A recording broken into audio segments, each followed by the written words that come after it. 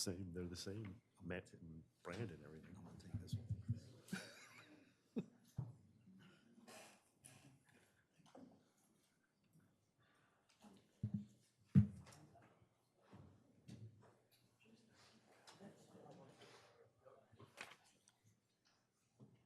Good morning, everybody. It is Tuesday, September 27th, 2022. This is a special meeting of the Commissioners of the City of Rehoboth Beach. We are live at City Hall, Commissioners Room, second floor. Thank you for being here. I'm so excited. I just have to share this with you. We modeled this lectern on Ocean City, Maryland, so it goes up and down. And this is probably the third time we've used it, go up and down. I'm so excited. But thank you for sharing that with us. This special meeting, as it mentions on the agenda, is intended to introduce and inform commissioners and local residents of Rehoboth Beach about offshore wind projects pending off our coast through presentations by different agencies, researchers, and regional municipal leaders, as well as a Q&A session. This meeting is not intended today to solicit opinions and comments from the public in general. That will be done, and comments will be welcome at future meetings, which will be publicly noticed. This meeting is intended to be a beginning of a dialogue and knowledge exchange so that the mayor and commissioners in the future can have informed discussions and have the option of formulating a position on the siting of wind farms off our coast. That process will be conducted with input by constituents and the greater public in the future. This approach allows the city to participate, if desired, in providing formal public comments to the Bureau of Ocean Energy Management, BOEM, and the developers on the proposed wind farms as the decision process proceeds. Today's agenda is available on the city website, www.cityofrehoboth.com. If you click on that and on the home page, you'll have press information. Click on a link there. It will take you to the agenda. And in the agenda, we have support documents embedded in there, which is our program. They have a program, and we have the agendas up here. If you don't have them, raise your hand later, and we will make sure you have them. The program will be updated on and off as appropriate, and when accessed electronically, it allows you to access many more references supplied by our presenters. This meeting is being live streamed and also being recorded for your viewing pleasure in the future. I want to thank to all our presenters, each one of them committed to coming here, taking time to do PowerPoints, and of course their time here is very much appreciated. I also would like to acknowledge that we have the Mayor of Lewis, Mayor of Henlopen and Acres, Mayor of Dewey Beach, I'm Mayor Stan Mills, by the way, City of Rehoboth Beach, and we have other dignitaries here from other councils in the state and in Sussex County. Well, thank you all for being here. Our moderator for the day is Bonnie Ram, who will explain today's program in a minute. This is a timed event, and we expect to have a hard stop by 1 o'clock today. We may change the agenda just a little bit to have a break in the middle, and that'll be, we'll see how much time we have at the halfway point. Would like to say that because we are not receptive to individual oral comments today at this meeting, public engagement will be accomplished today through the submission of written questions. There are cards over here that are being distributed for you to write your questions on and who they are to be directed toward. We're not going to get to all of them today. We've got to be realistic, so we'll give you a program on how we'll deal with that at the end of the meeting. We suggest you wait for the presentation or presentations to take place before submitting questions, as we are hopeful many of your questions will be answered during the individual presentations. Here I just see the Mayor of Fenwick Island here also. Welcome. If you did not get some cards upon entering, just raise your hand and Commissioner Ed Stronowski over here will bring you some cards. Also, if you have them done, hold your card up and he'll come and pick them up. And so the presenters, we've got to remember, if a raised hand out there is not to ask you a question, because we're not taking oral questions, they're just to get a hold of Ed to get a card or drop off a question card. So with that, I want to turn it over to Bonnie Ram. And again, if you look at your program, it gives a mini biography of some of the presenters as well as additional information. Thank you, Bonnie.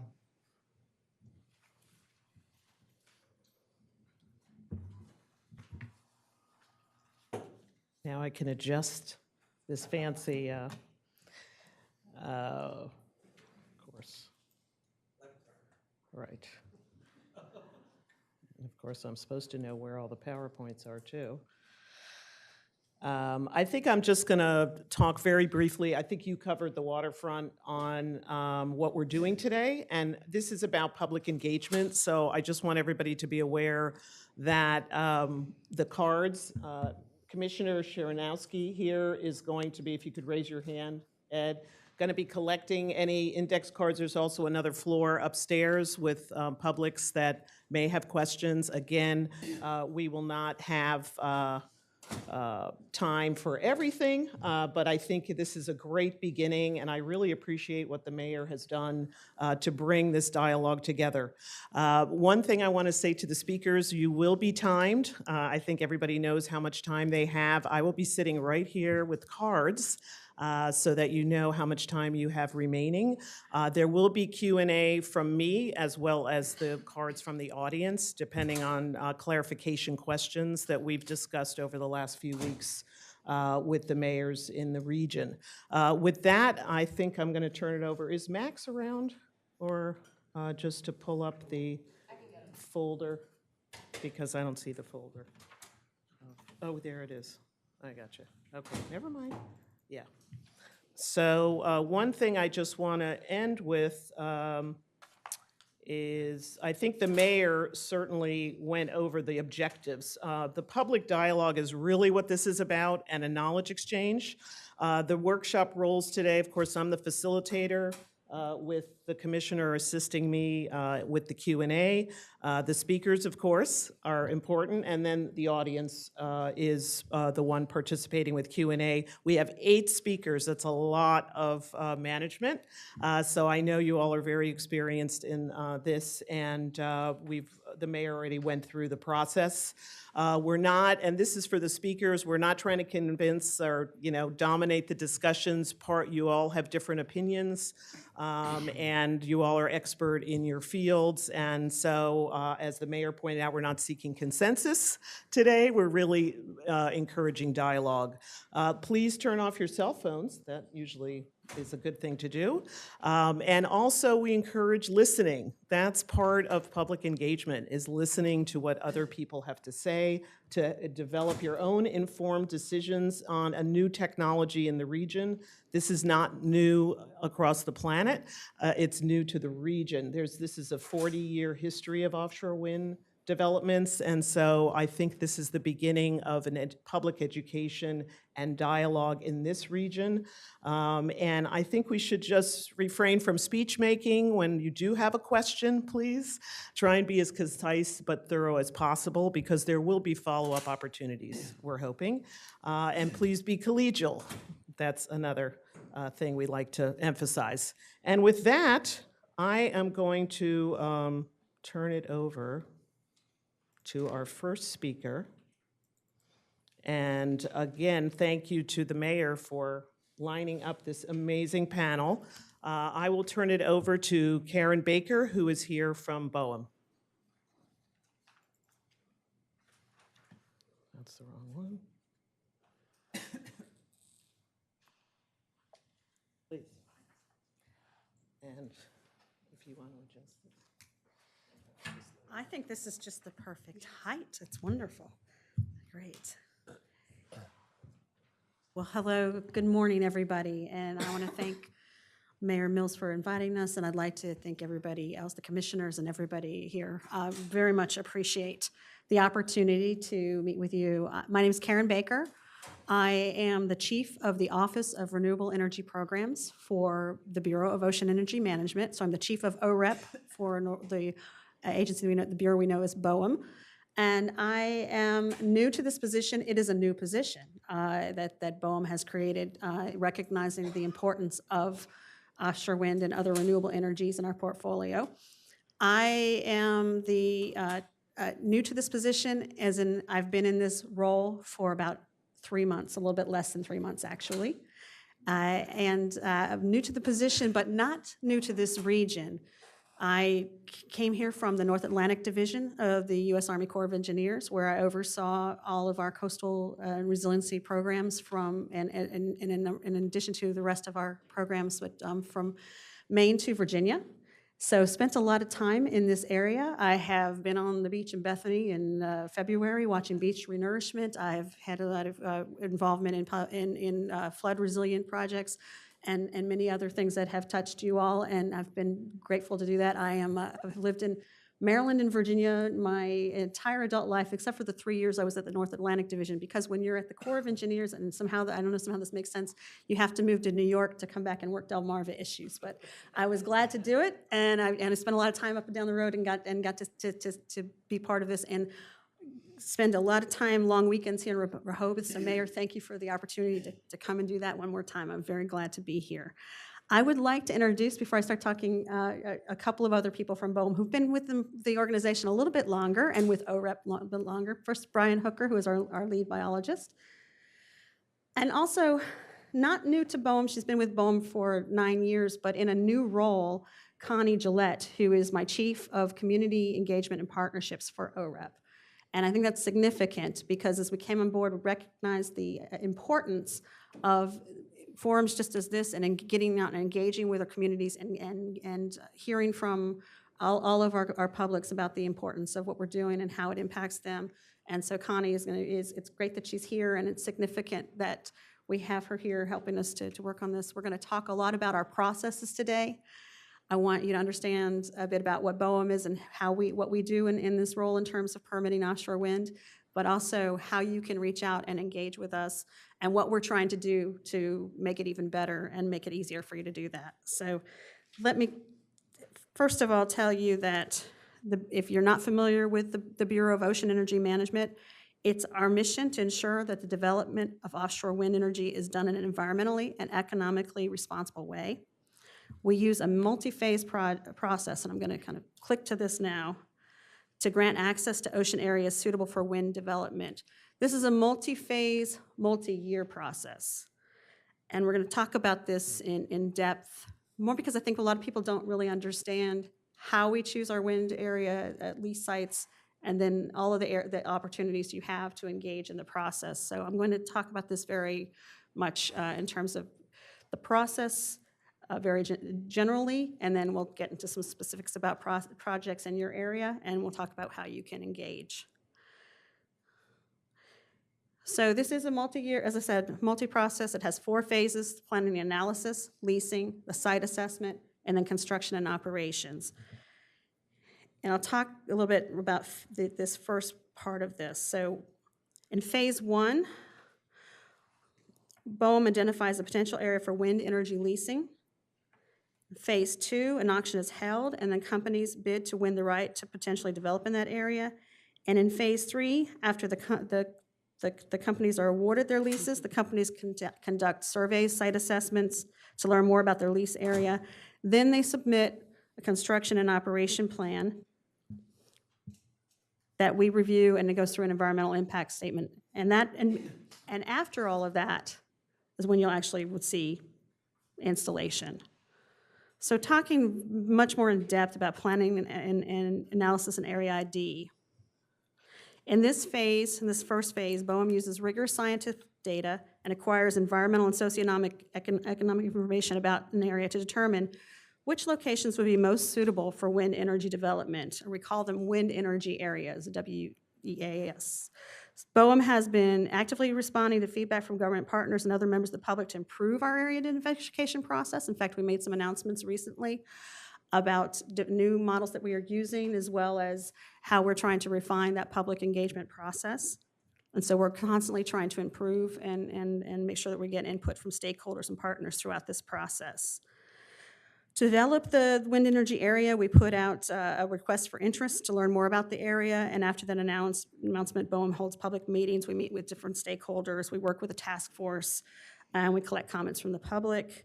And then thanks from input to stakeholders and partners throughout that RFI process, we then can determine the parts of initial plan area that should be excluded for reasons like needing to protect commercial fishing, avian species, living adjacent to the shore, and a number of other things. Typically, after this process, we scope that area, and often you see that the size actually goes down in terms of the size that we first start to study. Furthermore, as we recently just did, if you look at some of our announcements in the Gulf of Mexico, related to the Gulf of Mexico, we'll release draft WEAs for public review and comments to design final WEAs in the central Atlantic, and we released draft WEAs for public review and comment, and we are working on that also in the Central Atlantic, Gulf of Mexico, and offshore Oregon. I'll talk about Central Atlantic as we talk a little bit more specifically, because it's something that you want to be aware of and be engaged in this process. So based on the data and input gathered, BOEM identifies the draft lease areas available for public comment, designates the final lease area, and at this point, BOEM will complete the final environmental assessments and provide lease stipulations and auction format details for additional stakeholder input. When we go into, once leases are issued, I think what's really important for people to know is that is not necessarily a license to go ahead and start construction. That's a license to start the survey and assessment phase. And then once we move into where the lessees have a construction operation plan, then we go into, and when they submit everything and it's final and complete, and that's very important to BOEM. We say it's when we receive final and complete information on the construction operation plan, we then start with what we call a note. There's two areas in this phase where the public can engage. First, we issue a notice of intent to have an environmental impact statement, and that's an opportunity for the public to give us areas we should be considering, information that we need to consider as we develop the environmental impact statement. And then finally move to an environmental impact statement, which again has an extensive public comment period as well. And once those are approved and we are satisfied with the information, working with our cooperating agency, I have made a very complex process sound very, very simple. So there's a lot of intricacies and nuances to this. But then we moved into permitting and installation. So that's a very brief synopsis of this. I will tell you, I'm going to point to you some information on our website and tell you a little bit more about this. But this is about a 5-year process. So just so you know, there are multiple times within the process for stakeholders to engage and give us input. Speaking specifically about the areas in your area, there are 2 projects, and then we know that we have the representatives here, so I will not get into great details about the projects. They're here to speak to that, but we'll talk about where we are in each of those processes. First of all, the skipjack win in the state of Delaware. And give me just a moment. So we have received Skipjack's COP for submission for Skipjack 1, which was under BOEM's completeness and sufficiency review. However, we were asked to hold this review, and Skipjack sought an additional offshore renewable energy credit, or what we call OREC award, from Maryland. And in February of 2022, Skipjack 2 received an additional award for 846 megawatts from Maryland and is now planning to develop those 2 projects as one larger project. So this will require the filing of a new COP, which we have not yet received at BOEM. But once that's received and is deemed complete and sufficient, BOEM will issue an NOI, a notice of intent, to prepare the environmental impact statement. So as mentioned before, that will be an opportunity for the public to comment, give us input on things that we need to consider in that area, that impact statement. U.S. Wind is a little bit different stage of their process. On June 8th, 2022, BOEM published that notice of intent. We have received comments.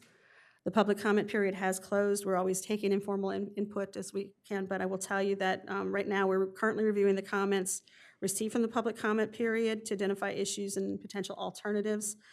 And we expect that we will have a draft EIS ready for publication in summer of next year, where we will then make sure that we have notified the public that we are going to have public comment. We'll have public comment hearings at that point in time. So that's where we are with those two.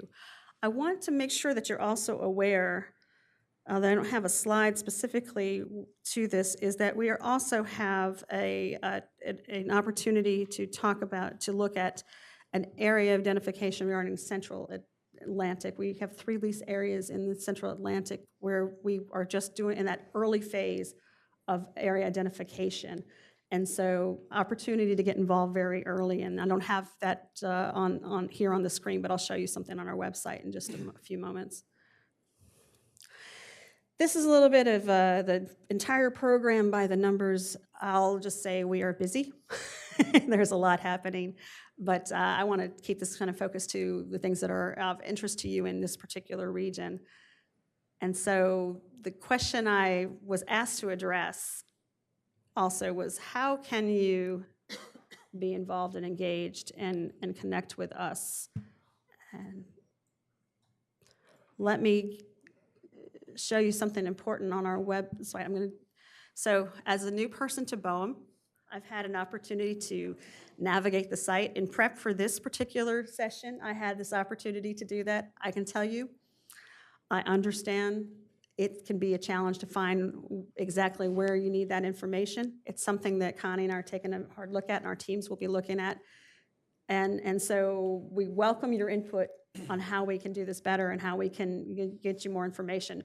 But the first thing I want to show you, so boem.gov, boem.gov, it's the website. The first thing I want to make sure you're aware of is if you click on this little envelope here, and it may not be in this exact same place on mobile devices, so so you may have to look for that. There is an opportunity to get yourself on our mailing list and sign up for email about any topic you're interested in. And we'll make sure that those announcements specific to those areas of interest will come to you as we post them. I'll also scroll down to the contact at the end. You click on, maybe this is not gonna, let me, trust me, if you're connected and ready, you click this BOEM Public Affairs, it will give you an email that you can send a direct email to our Public Affairs team. I also want to just point out in the middle of the renewable energies page. So if you're at the home page and you go to renewable energy and pull down our home page specifically for renewables, you're going to see a video that will describe the process that I just talked about. We're working on several that go into each of those 4 phases in depth, but if you want a great tutorial, trust me, I reviewed this as I interviewed for BOEM, so it will give you a little bit of a great overview one-on-one on how we do things. Another thing that I wanted to make sure that you saw here and could find is under our Renewable Energies tab, you can see state activities.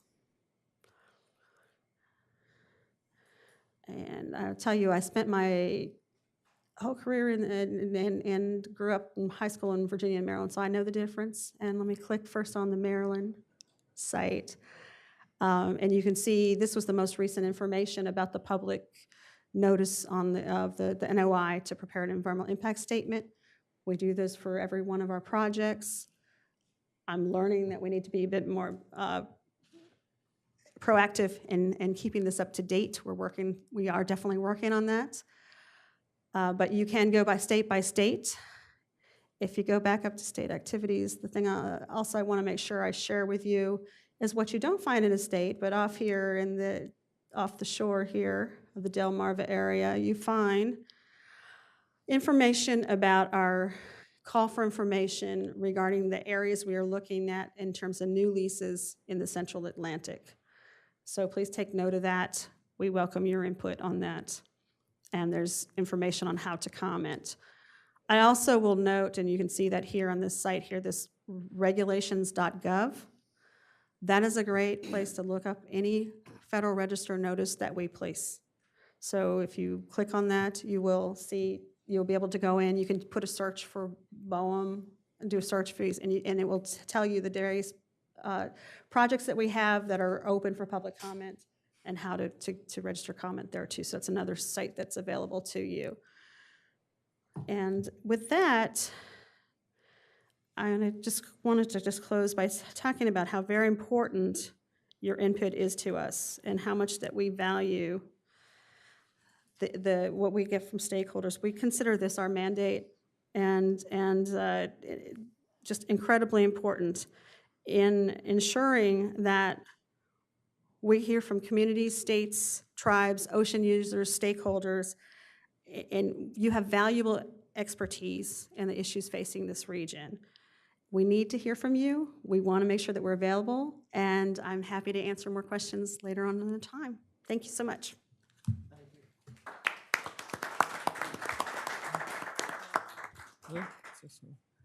Thank you. Appreciate that and giving us a little bit more time as well. I wonder if I could kick it off with just one question before we get to the next speaker. Sure. Thank you for also mentioning the public engagement process. That's obviously what the purpose of this meeting is. I wonder if you could comment about how public comments are addressed. So if you have an active public, they provide a comment, whether it's in the lease process or with the NOI. How are those comments dealt with and then incorporated into the decision? Well, I have my lifelines behind me here. I can tell you just in the short time I've been here and watching the process, I'm impressed by our team, and we've had several, not all in this particular region, but we've had several public comments, and so watching this in practice, and especially during the time of the pandemic, when we've had to do much of this virtual, we hold several live public hearings for each project in each stage we are in, and as we take those comments in, they are usually addressed there. There's in real time as much as we can in terms of Q&A, but we also receive written comments. If we receive comments from somebody and they have provided us with the contact information and how to reach back to them, they will get a reply with the information on their specific question. We then review all of this. It is used to inform our decisions. I will caveat that when we take in decisions from a series of stakeholders and from just all stakeholders, and so we have to balance that as we're looking at that. We're looking at, as we're reviewing the projects, they have to be, first of all, as we're reviewing the EISs, serve the purpose and need, be technically feasible, economically, in terms of the offshore wind. But all of these help to inform the process and understand, if we get information, especially if we get constructive information, says you should be looking at this area and looking at the impacts, those are helpful to us, especially people who live in this region who understand what's happening, have data or other information they could supply. Where we could use the most effective comments are people who take the time and read the documents, the public documents. We too have public comment periods. We do get a lot of pro or con win, things like that. We're there to offer, anybody can comment as they wish in those periods, but the most useful, productive comments are the ones that have read that and steer us towards things that we should be looking at, alternatives we should be considering. Those are very useful in our process, and so leveraging that is incredibly helpful. And just looking to my team, because I have my lifelines here. Anything else that we want to share about that? I know from working for home. Great. I would just say that I've worked for BOEM for 9 years, but just not in the renewable energy field. I've worked across the whole thing. And every single comment that comes into us is read and is considered. And you might find that hard to believe, but it takes us months. Sometimes we have to use contractors to sift through them, but every single thing is read. So. And just to follow up on that too, there are state task forces both in Maryland and Delaware. How are those institutions or processes used to address some concerns within the state?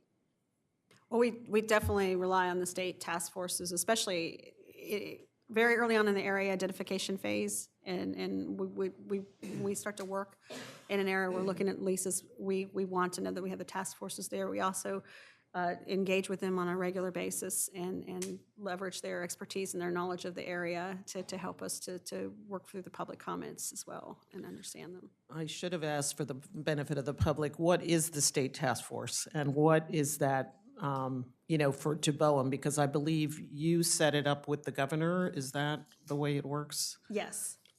Yeah, we work closely with the governors in each state. We obviously, if we're working and looking at wind leases out their area, we want them to be engaged from the very beginning. So as we're looking at new areas, especially Gulf of Mexico, Alaska, even we're starting to, in Pacific region, we're working with those states and starting to form new task forces related to those new leases as well. So that they're important from the very beginning as an opportunity to ensure we have the state's voice in the process. And is there a list of who is on the state task force for the public to know who's involved? We can direct you to where you can find that on the website.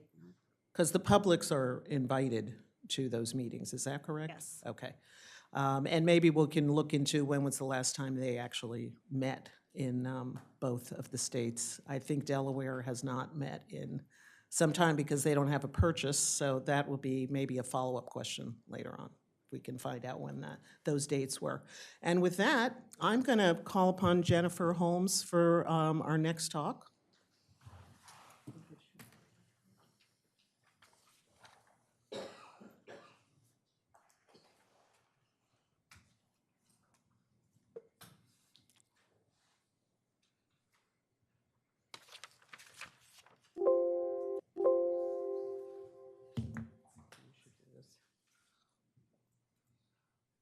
Oh, there we go.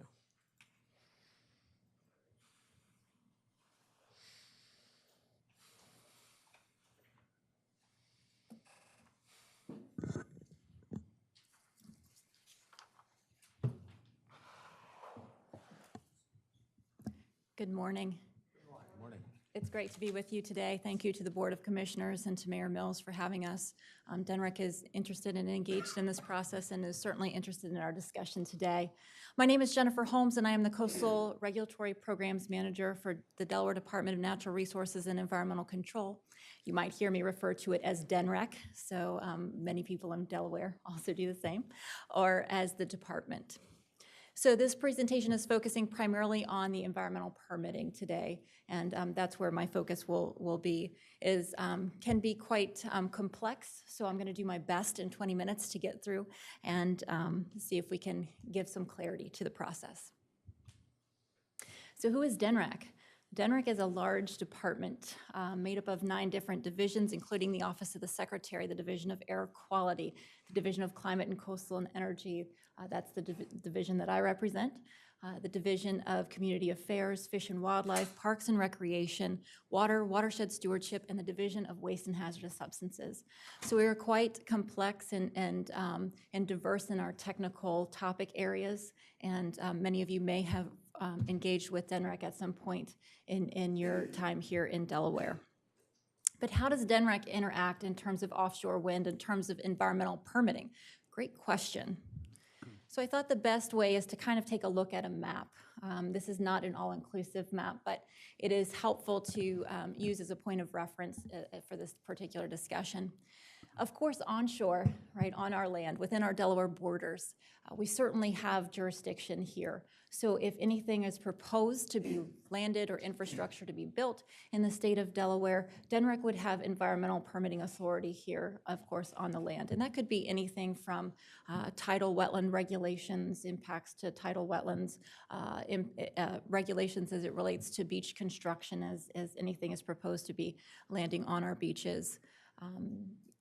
Sediment stormwater management plans, reviews of those, any activities that may result in an air emission with our Division of Air Quality, coordination with waste and hazardous substances as it might relate to waste generation and or hauling or impacts to remediation sites. Those are the types of things that we might review onshore. Note that that's not all inclusive, right? There's a lot of different pieces, and it's an if-then. If this happens, then this. right? So it's very project specific. So it's difficult to answer specific, questions about what permits are actually required for these projects as a generality, because it's very project specific. Also, our Delaware waters, which includes, of course, those waters within our state and the waters out to the 3 nautical mile mark when you're looking at the ocean, and off the coast of Delaware. That is also within our purview. And of course, at that point, we're talking about subaqueous lands regulations, whether or not you need a subaqueous lands permit or lease. Subaqueous meaning the lands underlying the waterway. I know that's an unusual term. But also, again, those other divisions are also involved in possible permitting and authorizations as it relates to anything happening in those waterways, whether there, again, are air emissions that are regulated, any waste generation, those types of things as well. A process that we're going to be talking about in more detail, which is our federal consistency process, and that I'm going to spend a lot more time on today. But what about those federal waters? What about the Outer Continental Shelf? Does Delaware have any authority on the Outer Continental Shelf? And the answer is yes, we actually do. The Division of Air Quality has some regulatory authority on the Outer Continental Shelf from the state boundary out to about 25 nautical miles, and that's off the coast of Delaware. So if you're looking at projects off the coast of Maryland or off the coast of New Jersey, air quality would not have jurisdiction in those areas, but certainly off the coast of Delaware in terms of construction and operation. And then you see this very unusual kind of a rectangular, bent rectangle there on the Outer Continental Shelf. What is that? Well, that is our geographic location description. So as part of our federal consistency process, that is that we're allowed to review federal actions, and I'm going to really get into that in a lot more detail. We are allowed to review projects on the Outer Continental Shelf that specifically relate to alternative energy, okay? So within that kind of rectangle that you see off the coast there, the Division of Climate, Coastal, and Energy in our Federal Consistency Program has the ability to review offshore wind projects from Hereford Inlet, New Jersey, down to the Virginia-Maryland border. So when you're talking about the current proposal by U.S. Wind, that is within our review area. So DNREC is reviewing that project under our federal consistency because we have this, what we call a geographic location description that was federally approved by the Department of Commerce in 2011. So what exactly is federal consistency? Well, it's important that we understand the legislation, and it's granted to us through the Coastal Zone Management Act. You need to understand that this is a federal piece of legislation, and I'll explain later the differences between our state Coastal Zone Act and our federal Coastal Zone Management Act because they often get confused. So Delaware has federal consistency authority according to Section 307 of the Coastal Zone Management Act of 1972.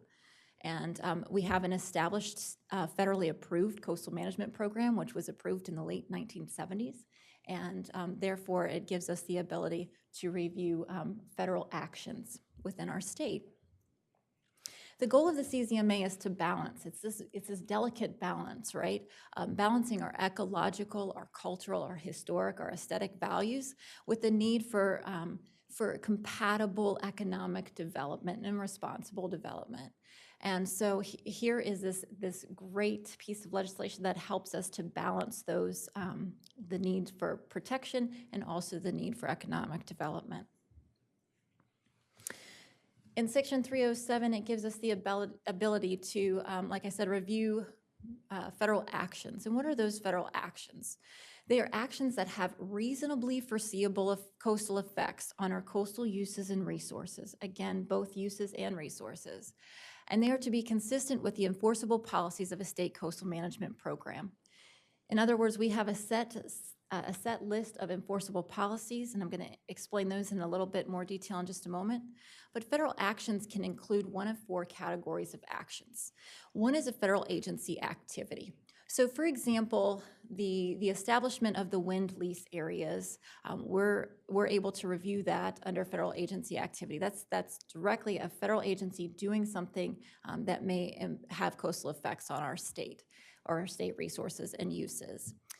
Another example might be NOAA when they develop a the National Marine Fisheries Service, when they develop a fisheries management plan. Again, that's a direct federal activity. Federal licenses and permits, we're allowed to review projects that require federal licenses and permits. There's a very set list of those activities or those licenses and permits that we're allowed to review. One that you might be familiar with is a permit from the U.S. Army Corps of Engineers for dredge or fill material. And so under our list, we are able to review those activities. Outer Continental Shelf. We're allowed to also review activities under the Outer Continental Shelf provision in our regulations, as long as certain parameters are met. We do have them listed in our federal licenses and permits, which is part of that. And as I said before, the state of Delaware does have a geographic location description, which specifically for alternative energy gives us the ability to review projects, as I mentioned before, from Hereford Inlet, New Jersey, down to the Maryland-Virginia border. And then for federal financial assistance, funds coming from the federal agency, federal government into our state, we also review those as a part of our listed activities as they relate to our enforceable policies. So I'm going to be focusing today on the Outer Continental Shelf piece, although with the wind projects, we also have review authority as it relates to federal licenses and permits under Subpart D. Enforceable policies, what are they as they relate to the Coastal Zone Management Act and this idea of kind of this balancing system and reviewing federal actions? Well, they have to be based on state legal authority. Okay, so they have to have an enforceable mechanism, meaning an act, a regulation, an executive order, something like that have to be underpin or be the basis for that particular policy. We happen to be a networked program, so those policies often are from our network partners, including other divisions within our department, including the Division of Historical and Cultural Affairs out of the Department of State. We have some that relate to our division, our Delaware Forest Service out of the Department of Agriculture. And so we are a network program, and we can't be the subject matter expert in all of these 25 categories of policies in our state. It's a very large document that we go through. And therefore, we often coordinate with the subject matter experts from these various divisions and departments within our state. Also, they have to pertain to coastal uses and resources of Delaware, those things that are important to us here in Delaware.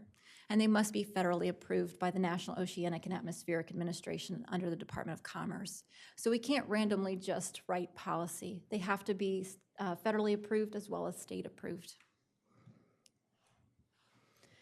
What is the difference, though, between the Coastal Zone Management Act and the Coastal Zone Act? Because this is often confused in our state. And for those of you who may not be in our state, we actually have the Coastal Zone Act, which came into, was enacted prior to the federal act. So, that's a interesting piece of legislation.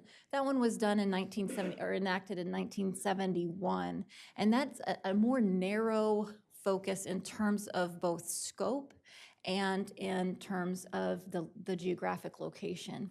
So the Federal Coastal Zone Management Act, which is a federal piece of legislation in 1972, includes the entire state of Delaware and all those other pieces that you kind of saw around that in terms of interstate consistency. We do have some authorities in New Jersey, Pennsylvania, Maryland, and off the coast in federal waters.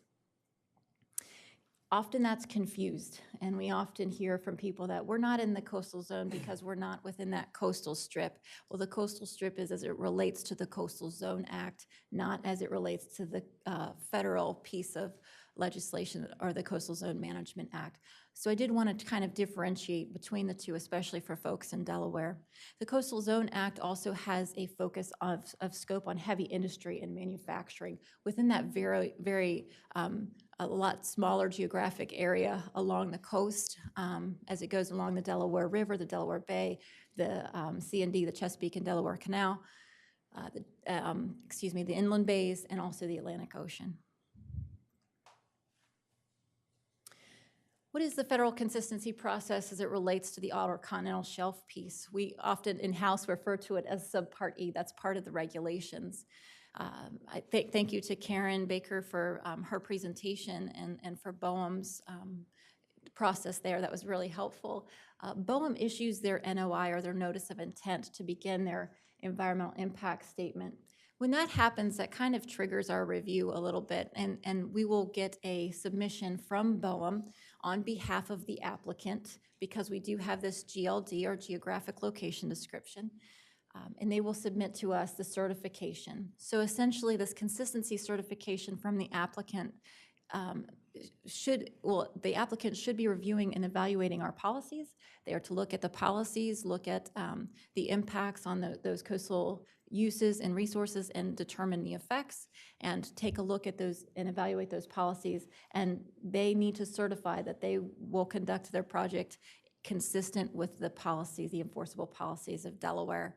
And that is that certification statement, or the certification package. The DCMP stands for Delaware Coastal Management Program. That's the program that oversees federal consistency, for which I represent. And so the program looks at the submission for completeness. This is administrative completeness and not substantive completeness, and that's a very important distinction. We do have opportunity to ask for additional information and get the information that we need to be able to make a more holistic, a more informed decision. As part of that, the environmental impact statement is really important to us as well. And as Ms. Baker noted, that does not usually happen until almost a year later. We are on a strict timeline. We have a 6-month process to review that, broken up into 3-month increments. But when that NOI is issued, certification comes in, and then we have 6 months to issue our decision after that. It becomes very difficult when the environmental impact statement doesn't come until about a year later. So oftentimes, and we've discussed this with regional partners and colleagues in other states, we enter into what is called a stay agreement, if that is possible. Again, it has to be a mutually agreed upon agreement. So both parties, the applicant and the state, have to agree to enter into a stay. What that means is that process is therefore paused until we get until a certain amount of time. In this case, it's typically about a year to wait for that environmental impact statement, so that we can really assess the impacts on our state, on our coastal uses and resources. If you're following the U.S. Wind project, the NOI was issued. BOEM did submit the certification, consistency certification, to the state of Delaware. We have begun reviewing it. We have issued its notice of completeness. It has been notified, so we have put out a public notice saying that we received the certification, received the construction operation plan, and I will let you know how to access that, because I want you to be able to access that information. At this time, we're not receiving comments for the record, because it's just a notice of, just an FYI, we received it. It's been put on stay, and we're going to continue that review in August of 2023. Does that mean that we're just not doing anything in the meantime? Absolutely not. No, the construction operation plan is huge, and so we are certainly continuing to read through that, and and are a cooperating agency with BOEM on the environmental impact statement as subject matter experts. So after BOEM releases that draft environmental impact statement, and we come off of our stay agreement, in other words, that now the review begins again, the clock starts again. We continue our review. We coordinate with network partners. We engage the public. We want to hear from you. It's very important that we hear, just as Ms. Baker noted, it is very important that we hear your information. It's extremely important to this process. We as well take those into account, and at different phases, depending on the phase, on how those responses are. But we do take those into account and respond to those comments. After that, after all of the review, after all of the information is taken into account, we work with network partners, we work with the applicant, we make a decision. Please note that this is not a permit. We are not permitting them to do or not do something. it is they submit to us that they're certifying that they're gonna adhere to our policies. So what it is a concurrence. We either, after reviewing and assessing your documents and your plan, we either agree that you will be in coordination with or consistent with our policies. We can object, saying that, no, you're not going to be consistent with our policies. Or we can also issue a conditional concurrence, meaning if you do these things, then you will be consistent with our enforceable policies of the state. So, and then the last option is presumed concurrence, and that's if we miss our time mark. So how can you get engaged in this process? It's very complicated and it's difficult to explain in 20 minutes, but hopefully it'll at least give you a good introduction to it. If you're interested in our department in general, the Department of Natural Resources and Environmental Control, I invite you to please visit us on our webpage there. If you are interested in receiving public notices from our department, so those permits, those public commenting periods, all those you would get notified through our DUNREC public notices, you can subscribe. So if you go to that website, de.gov/DNREC notices, you can receive those notifications so that you know how to be engaged in that process. Also, if you're interested in Delaware Federal Consistency Program, it is de.gov/FedCon.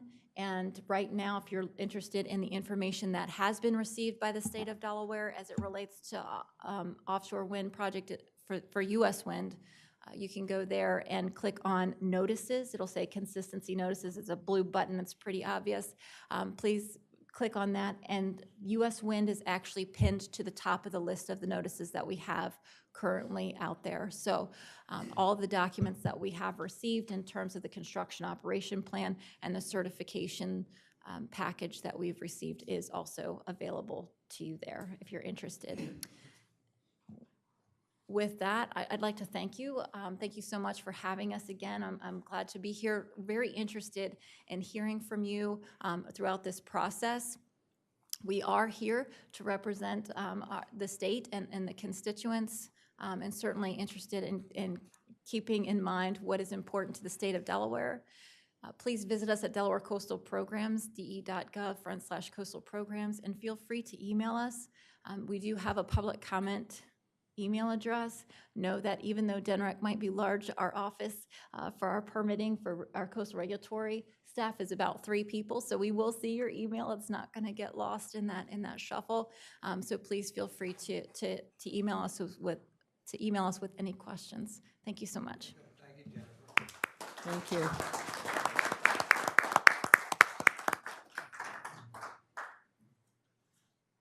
That's a lot of legalese for us to digest. So sorry. No, we appreciate the explanation. We do have a question that relates to the cable installation.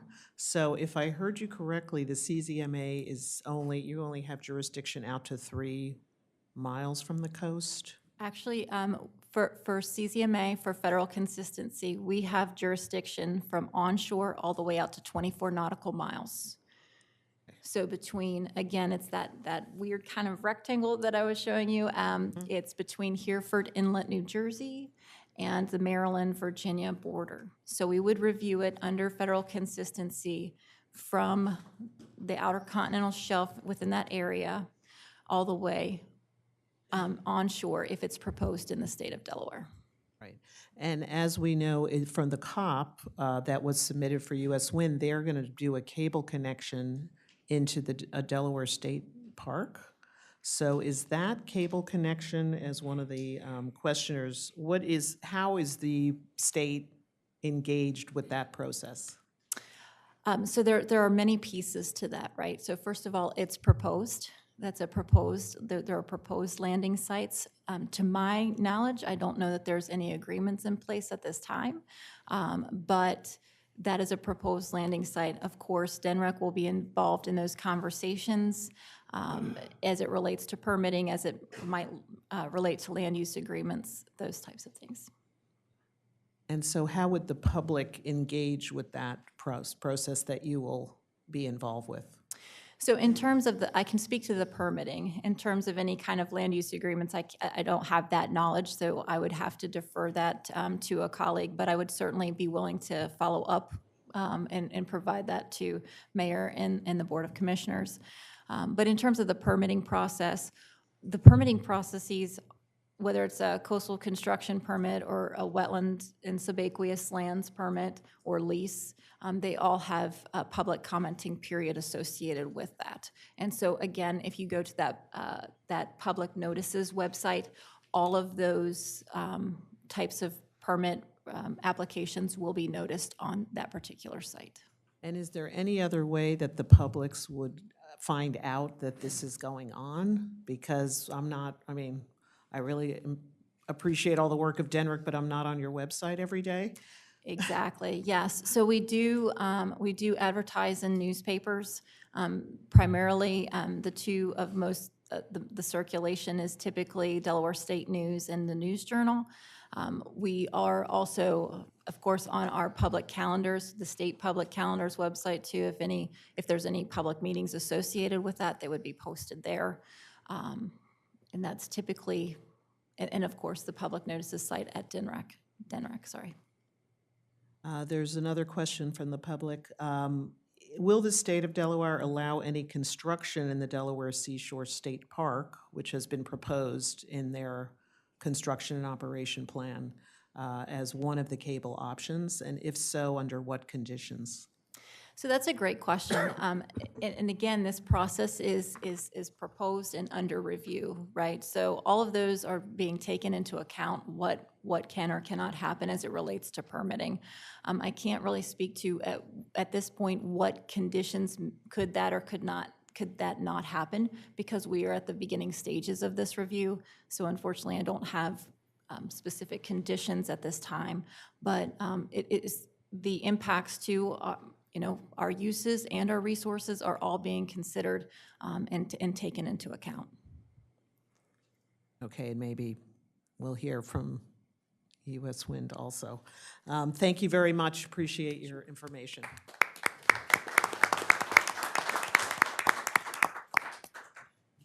The agenda has, we're just going to follow the agenda that was handed out, so we're going to start with U.S. Wind, if we could. Thank you.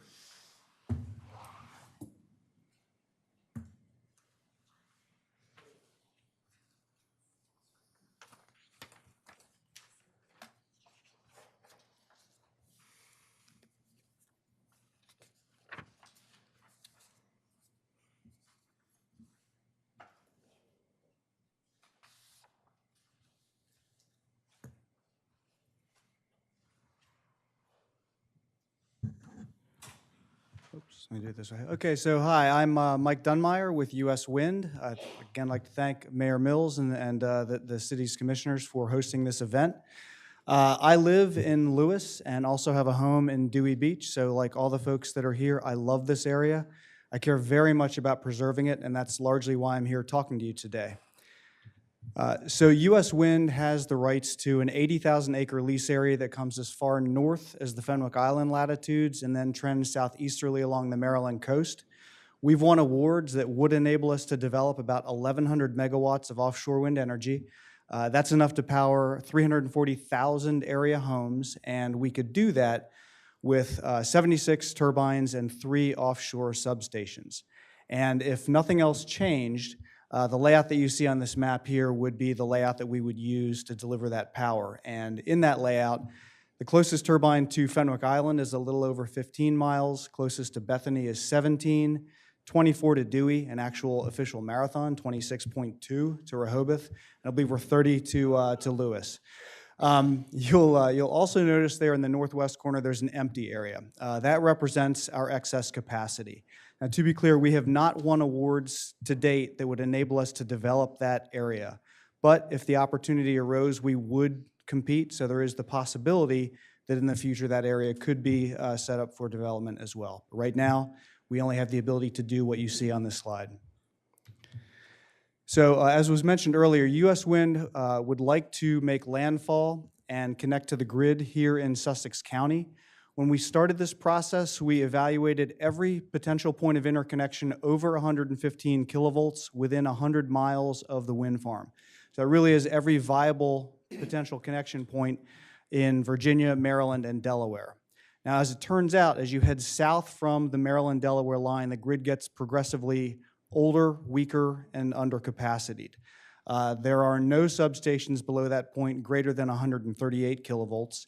As it turns out, there are 3 substations in Sussex County that are 230 kilovolt substations that would have the capacity to accept the amount of energy that we will be delivering. And those are existing substations, one adjacent to the Indian River Power Plant in Dagsboro, one in Cool Spring, and one in Milford.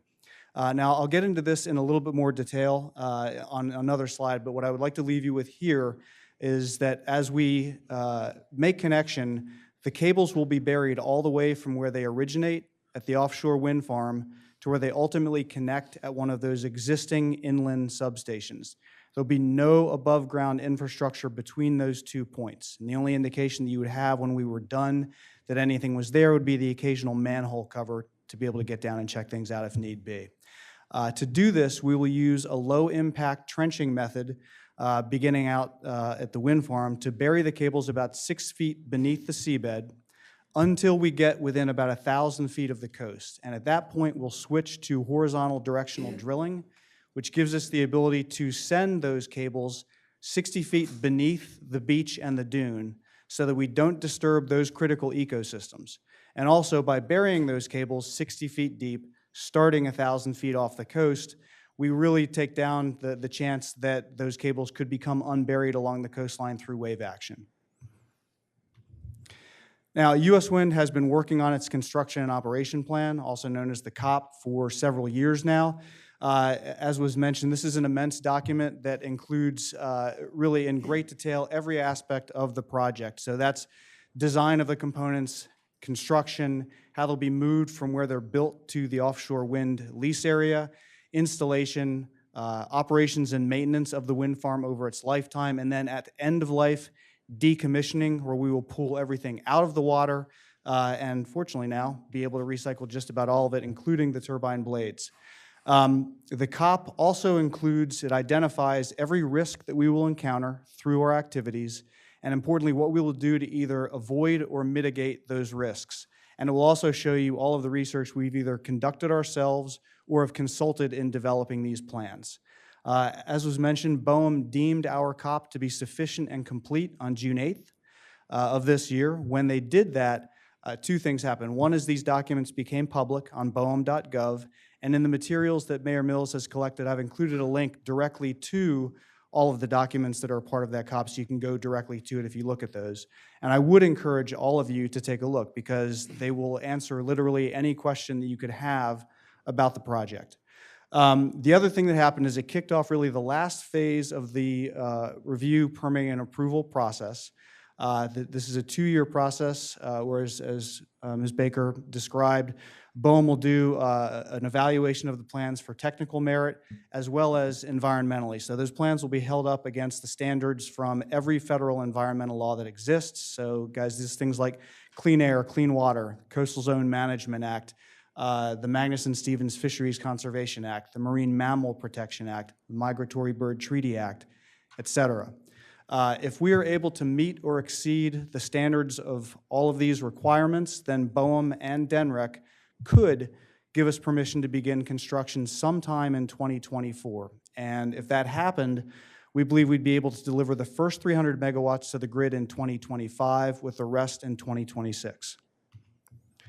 Okay, there's a lot going on with this slide, and there are 2 things I'd like to do. First, I'd like to lay out for you this concept of a project design envelope so that if you look at the COP, you'll understand some of the things that you'll see there, and then get into more detail on landfall and interconnection. So the project design envelope is a concept that allows for the fact that development and approval of offshore wind projects is a long project plan. It evolves over years, and during that time, technology can also evolve. So we are able, in certain areas, to represent, to put forward a couple different options for how we might do things, and BOEM can look at all of that. So one of the things that's important to understand, in our COP, we are seeking to permit, excuse me, the full lease area, which would be 121 turbines and 4 offshore substations. Now recall, we only have the ability to develop 1,100 megawatts, which is really about 2/3 of this, but we want to go through the process to evaluate the entire potential lease area now, so that in the future, if we did compete for awards, the federal government will already have had an opportunity to assess those potential impacts. The other thing we have used as our design basis in the documents that we submitted to the Maryland Public Service Commission, a GE Haliade X turbine that, as we install it, would be 817 feet above mean sea level at its highest point. The COP project design envelope also allows for a potential turbine that is only in design phase right now. It would be an 18 megawatt turbine that would be 938 feet above the mean water line. Now, we are constrained by what we put in the COP. So if 2 years from now we were fully approved and there was a 1,200-foot, 25 megawatt turbine available, we couldn't use it. So all we will be able to put out there would be somewhere between that 817-foot and 938-foot turbine. We have proposed 2 potential points of landfall, one at Tower Road, just south of Dewey and Indian Beach, and one at 3 R's Beach, just south of Indian River Inlet. From each one of those 2 points of landfall, we've proposed a few different potential cable corridors that would take you from one of those 2 positions to one of the 3 existing substations that are available in Sussex County. All of the routes are viable, but the one that we have identified as our preferred route would be to make landfall at 3 R's Beach, continue to bury our cables underneath the bay bottom going across Indian River Bay, and ultimately make connection to the Delmarva Power and Light substation that's adjacent to the Indian River Power Plant. We believe that this would have the least amount of disruptance to the local communities, and that particular point of interconnection really does seem to be the very best in the area to connect a project as large as ours to. Okay, there's so much that we could talk about, but just to hit a few highlights. U.S. Wind has been studying our lease area since we acquired it in 2014. We also have 30 years of European experience with this technology to look back on. So we are confident that we can develop and operate this project safely and responsibly and with negligible to no negative impact on the local ecosystem or wildlife. Now, this includes birds, turtles, fish, marine mammals. If you have questions about those things, please do ask me. Would love to get into some more detail there. And of course, by addressing and reducing our carbon footprint, we have the opportunity to address some of the existential threats that face this area, like sea level rise, like ocean acidification. Now, the other thing, offshore wind energy is becoming an increasingly competitive energy source from a cost perspective. I've seen folks present about what various entities are projecting as the future cost, and that's unnecessary. The pricing for our project and Ørsted's project is publicly available. It's significantly lower than what is projected. And I've seen folks go through machinations where they'll use cost of living adjustments to blow out the cost to what you would be paying in 2046 and compare that to the 2022 cost for an alternative energy and say, see how much more expensive offshore wind is. Well, of course, you're comparing 2046 to 2022. It's simple. An independent consultant evaluated our project and said they would anticipate that it would cost the average Maryland ratepayer about 76 cents a month. The average non-residential ratepayer would expect a rise of about 1.1% in their bills. So this is not a life-changing business strategic plan altering cost level. It is competitive. And then finally, offshore wind is a massive driver for job growth. And I think people hear this, but I don't think it's explained that often exactly how this will work. So U.S. Wind has identified already over 5,400 jobs that our projects will create. And that includes a lot of construction jobs, that many of which are onshore. They're a part of the construction supply chain that happens before anything goes in the water.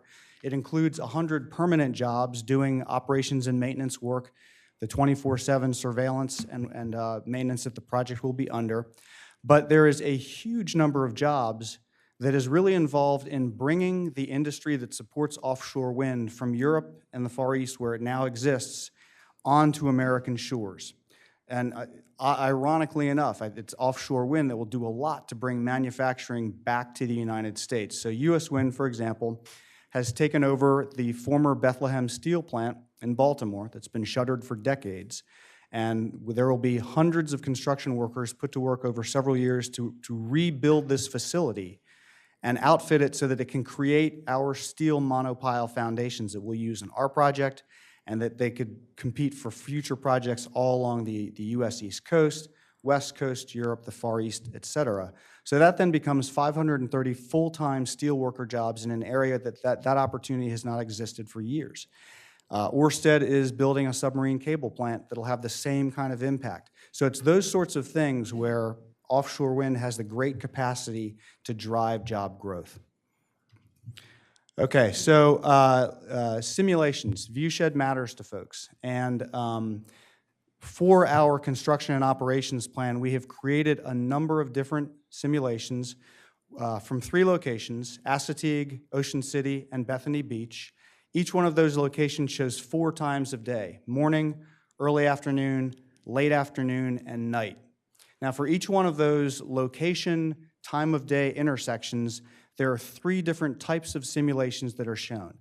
The first is what's called the panorama. This is the view that you would experience from the beach. And what I'm showing here is the view from Bethany. You may have noticed outside I've got 4 shots, the 4 times of day from Bethany. I should also note that each of these simulations shows the fully built-out lease area, 121 turbines, 4 offshore substations, and the tallest possible turbine, 938 feet. So this represents the most significant visual impact the projects could have. But you'll see, like I said, a panorama, which is the view from the beach. You'll see panorama with detail, which is the same shot, but it puts a box around an area of turbines. And then you'll see the single frame detail, which takes that box and expands it to fit a frame. So it's effectively blown up the area that you're looking at. It was created specifically so that people could see the turbines in greater detail, because you can't really see that detail in the beach view. This particular visual is being included in a video that's making the rounds. I can see it's been distributed here, and you're being told that this is the view from the beach. It's not. That's the view from the beach. And of course, everyone will have their own views on what this means, but it's important to understand what you're really looking at. Okay, so at the end of the day, what's in it for Delaware? I think about this in 3 buckets. First of all, if we're able to connect to the grid in Sussex County, the energy that we produce will be available for use not just in Maryland, but also here in Delaware.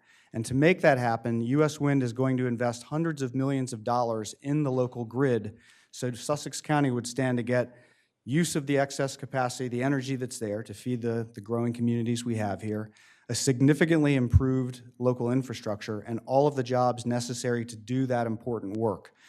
We will also be involving Delaware companies in our construction supply chain, and we are in conversation with local entrepreneurs that are looking to launch ventures that could do a lot of good in the area and could thrive because offshore wind is nearby.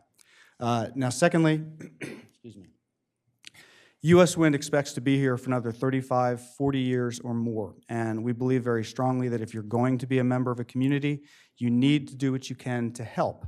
And so U.S. Wind has and will continue to look for local organizations doing important work in the area that aligns with our mission and seeing what we can do to support them.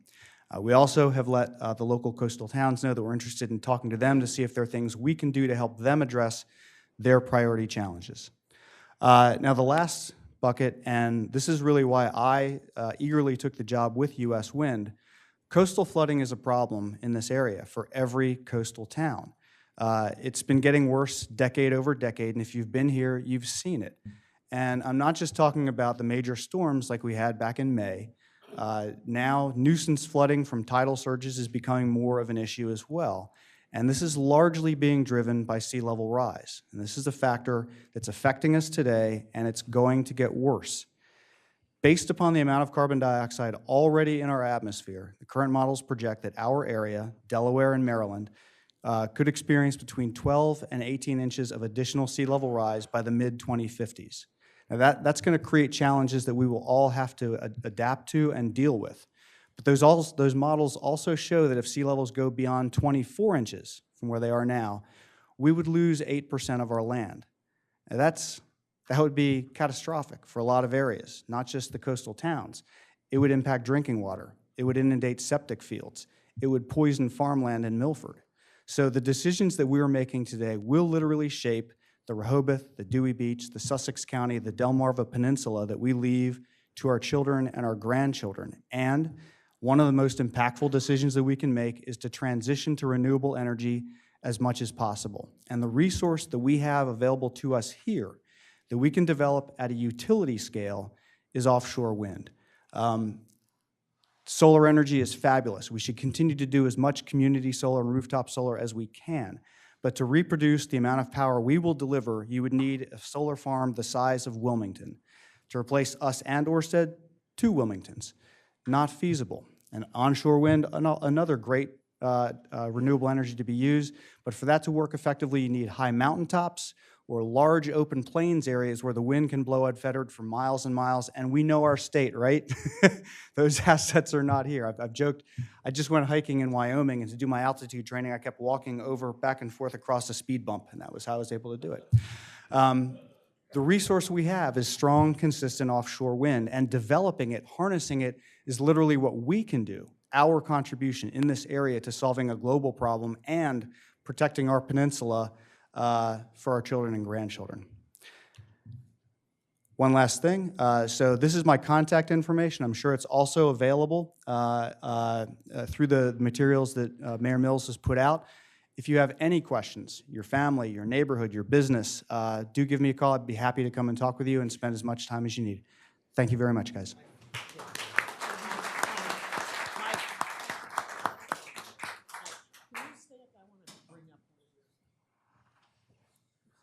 Thank you, Mike. I wonder if you could bring up that slide of the lease and the number of turbines again?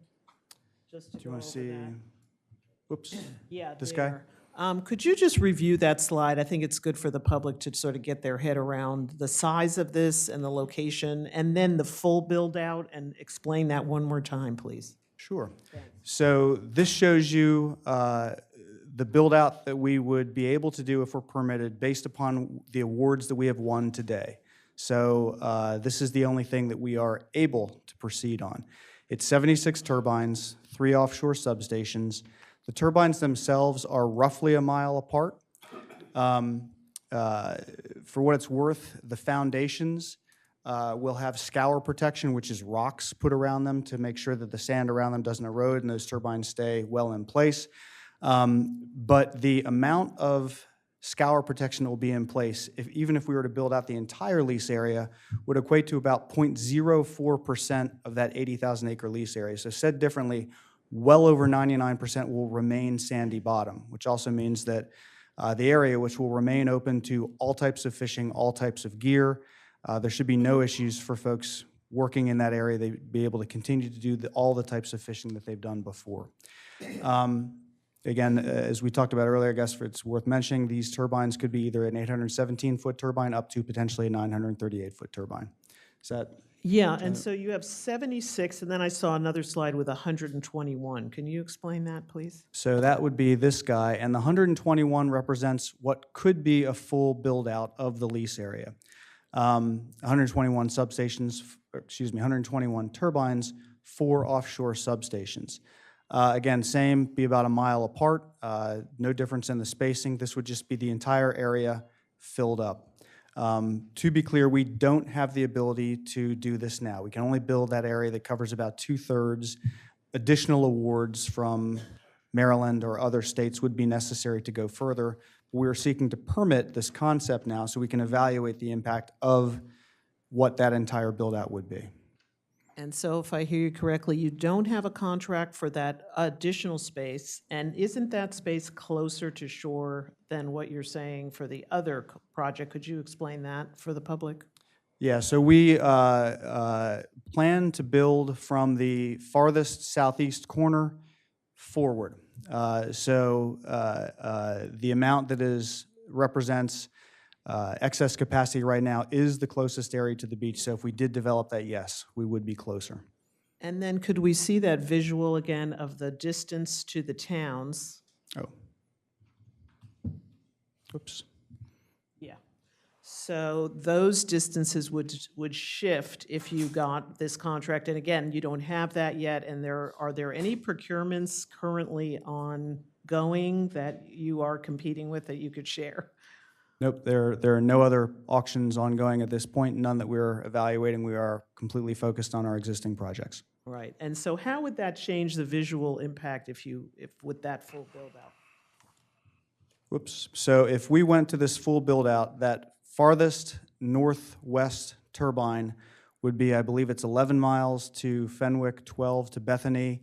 I believe it's don't hold me to this. I believe it's 20 to Dewey and 22 to Rehoboth. The reason I wanted to do this is because visual impacts and view shed is obviously a very important issue for the whole region. And I think it's important to understand where things are, what you're currently committed to, and then what you're hoping to expand. Obviously, U.S. Wind would like to have additional turbines in the lease.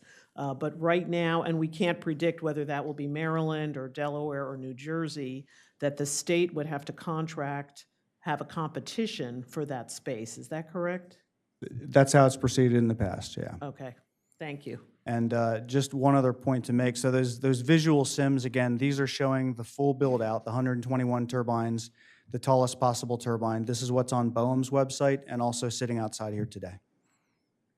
Right, and so everybody knows there are some visuals in the hallway here that you've created, which we appreciate.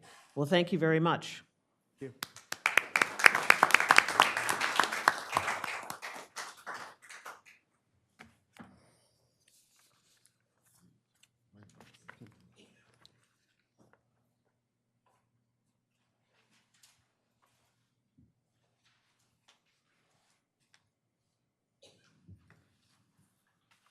And now I'd like to introduce Terry McGeehan, the city manager from Ocean City. Terry? Thank you, Bonnie. And thank you to the city of Rehoboth for having us here today. I'm going to quickly give some history on offshore wind, the various lease areas, and our lessons in Ocean City that we've learned from dealing with these projects since 2010. First, offshore wind is not currently economically viable without subsidies, the ORECs that you've heard discussed. In Maryland, these subsidies, known as ORECs, were created by the legislature in 2013 and 2019. And while I respect Mr. Dunmyer, you should know that the 2019 ORECs that were created by the state legislature have not been completely bid out. There will be another round, and that could happen anytime, as we have learned. The ORECs were then awarded by the Maryland Public Service Commission to two developers. The first project, owned by U.S. Wind, is located in the Maryland lease area and is known by MarWin and Momentum Wind. ORECs for the project consist of 77 turbines, and again, it's very difficult sometimes to get straight answers. How many, where? These are the questions you all need to ask. Our latest information was their plan under the ORECs was 77 turbines as close as 15 miles from shore. However, as has already been stated, U.S. Wind's federal permit application, or COP, again, and our information differs somewhat, but we'll go with 121. We had 114. 114 turbines as close as 11.5 miles from the Ocean City shoreline. This is the Delaware lease area. The Delaware lease area consists of two parts. The southern yellow area is the skipjack project that is going to be presented to you today, I believe, by Ørsted, and that uses Maryland ORECs. The blue area is the Garden State project, which uses New Jersey ORECs. The skipjack project OREC award includes 69 turbines as close as 20 miles from Ocean City. All other information regarding the layout of these turbines is redacted in the OREC application, and as previously mentioned, the skipjack COP is not yet available to the public. The Garden State project, which most of the people in this room really is the one you need to be concerned about and hasn't been addressed at all so far. The leaseholder is Garden State Offshore Energy. Garden State Offshore Energy is owned 50% by Ørsted and 50% by PSEG. PSEG is essentially the New Jersey public utility. The lease area is as close as 12.7 miles from Rehoboth Beach, almost the same distance as the U.S. Wind lease area is from Ocean City. No actual plans for the development of this lease area are currently available. Be very careful about what you are told regarding the visual impact of these projects. Turbine sizes have grown substantially. In 2013, when we first started with some of the stakeholder meetings, we were told we would be getting 3 megawatt turbines by BOEM with no visibility beyond 10 miles. We now know we are getting 15 megawatt turbines, now almost 18 megawatt turbines, visible from 30 miles. The change in size has a dramatic effect on the visual impact. A University of Delaware study that was done for BOEM by one of the speakers here today noted negative economic effects of turbines located 7.5 miles or closer to shore. That study used a 6 megawatt turbine as the basis for the survey. The visual impact of a 12 megawatt turbine at 12 miles is roughly equivalent to the visual impact of a 6 megawatt turbine at 7.5 miles. But this and other similar studies have not been updated to reflect the new supersized turbines. To put the size of these turbines into perspective, the tallest building in Ocean City is the Century 1 condo. That's the little square you see next to the Eiffel Tower. It is 265 feet tall. The 12 megawatt turbine is over 3 times as large as the largest condominium in Ocean City. And the turbines continue to grow. As has already been mentioned, the U.S. COP requests approval for the use of a turbine up to 938 feet tall. The visual impact of these projects can no longer be denied. This is the photo rendering of the U.S. Wind project included in their COP application. Keep in mind that this is one of 3 projects. So you're only seeing this is what it looks like from Ocean City. What you all could be faced with the Garden State project is essentially a very similar view. BOEM has already reviewed the regulatory process. Because all of these projects are being subsidized by other states, here in Delaware, you cannot leverage the OREC process as a form of regulation, which at least we have tried to do in Ocean City. However, Delaware does have the advantage that the cable landfall occurs in your state, which does give you strict regulatory authority, not just the coastal consistency review process, for at least a portion of the project and give you good leverage to demand concessions regarding the placement of the wind farms. Going forward, what should you be doing? First, get involved early. Make your voice heard. If you have not already done so, get a seat on your state's task force. Next, demand real answers from the developers to 4 basic questions. Where are the turbines going? How big are the turbines? How many will be installed? And where will the power make landfall? Don't let the developers qualify their answers with, we have ORECs for this amount in this phase, or our initial phase will be X. Demand to know what they have applied for in the COP. That is what they plan to build. Have you ever met a developer that gets a permit for something and then builds something smaller? Finally, these projects can be moved further offshore and remain economically viable. New York, Virginia, and North Carolina all have projects in the pipeline much further from shore. We can and should demand better for our own communities. With that, I will turn it over to our mayor. Thank you. Thank you. Can I speak from here, if that's okay? Yes. He's already done that, so I'll Yes. just go ahead and, in reference to time. First, Mayor Mills, thank you, and to the commissioners, thank you for having us here today. We really appreciate the opportunity. A lot has been said about economics today. And I think Bo mentioned economics. It's been mentioned a couple of times. Well, when I look at Ocean City and I look at the Delaware beaches, we only have one industry, and that's tourism. And people from throughout the Mid-Atlantic area come to our seashores to enjoy the beach, the ocean, and the pristine, untouched natural views off of our coast. Why would we want to do anything to jeopardize this successful formula? You're going to hear about studies that have been done and on whether or not people want to see wind farms or they would still come if they saw wind farms. And many of them are taken over the internet where somebody from Wichita, Kansas, or Parma Heights, Ohio, or Seneca, Pennsylvania answers, and they've never even been here.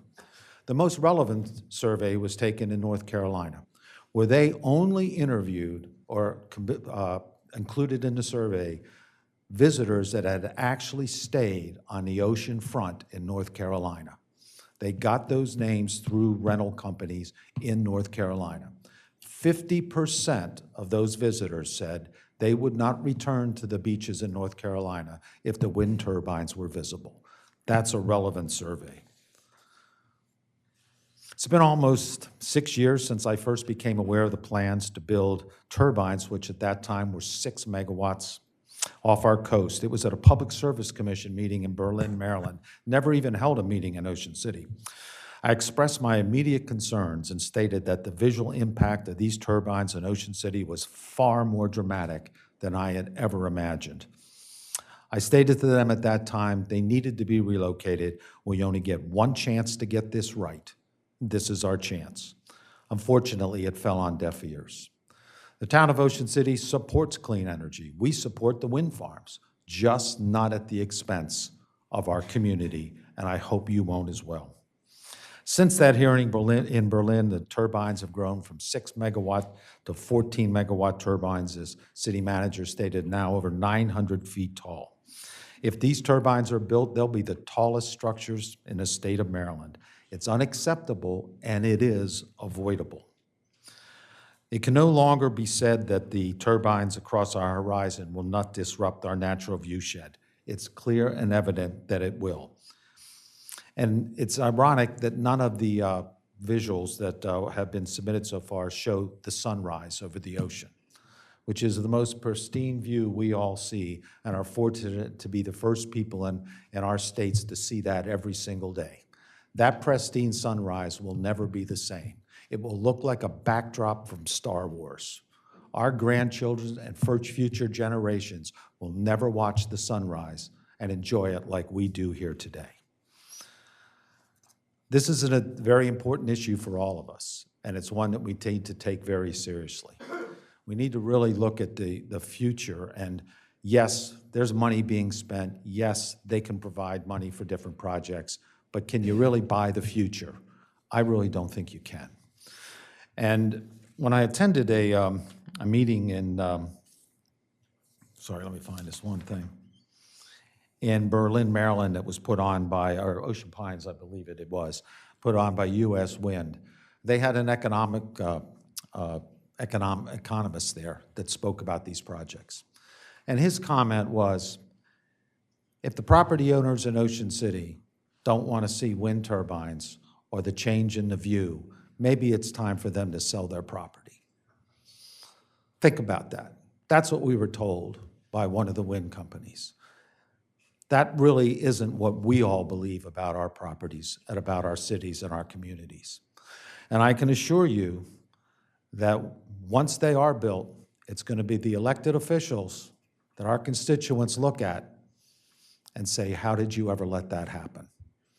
We have the opportunity to make it so it doesn't happen. Work with BOEM.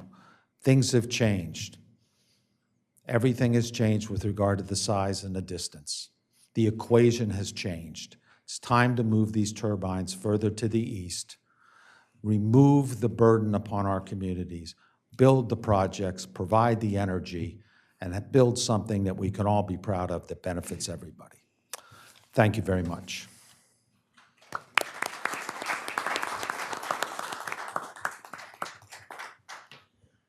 Thank you, Mayor and Mr. McGeehan. To either of you, I mean, you have been on the front lines of this involvement, public involvement, and I can appreciate that. I think I was at those meetings with you many years ago.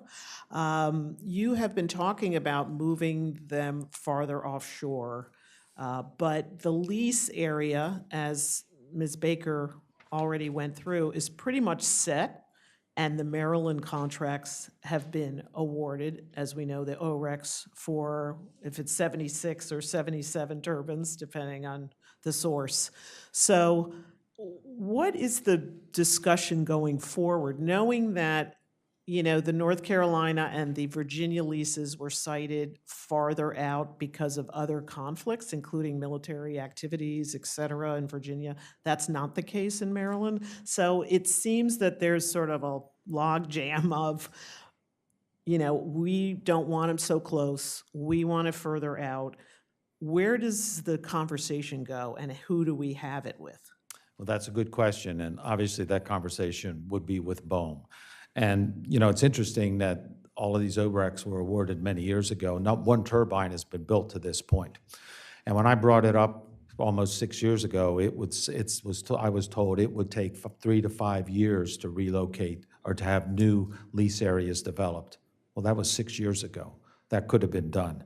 And in 2019, the Maryland General Assembly passed the Clean Energy Job Act, which actually extend the potential for additional lease areas to be located 80 miles, up to 80 miles off the coast of Maryland.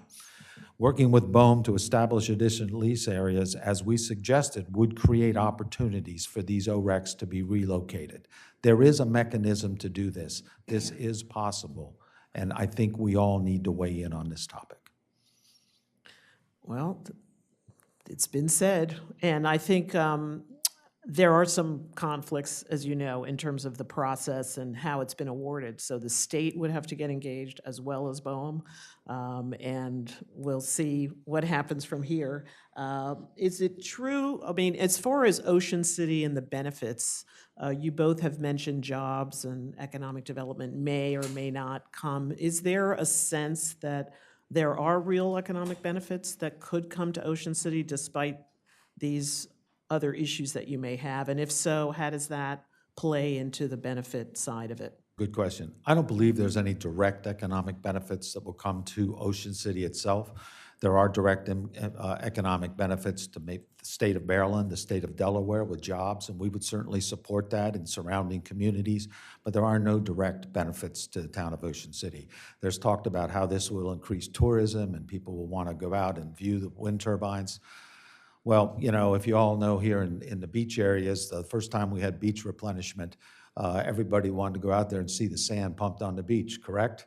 Now it's an inconvenience, and we try to do it in the off-season when nobody's around. So things like that are short-lived. What we're talking about is the future. We're talking about the long term. We do not see direct economic benefit to the town of Ocean City. And so there's been some implication about the sea level rise, coastal resiliency. What is Ocean City, how does Ocean City view some of those issues and what the town may be doing to enhance coastal resiliency? Yeah, that's a good question. Probably better for Terry to answer than myself. So, you know, I think some of that has been a little bit of a red herring. You know, we don't oppose the development of offshore wind. We don't oppose renewable energy. The town is partners in a very large solar project just outside the outskirts of our city limits.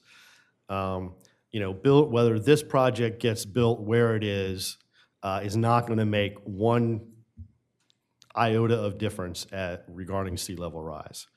Moving the project out will have the same impact on sea level rise as putting it right on our front door.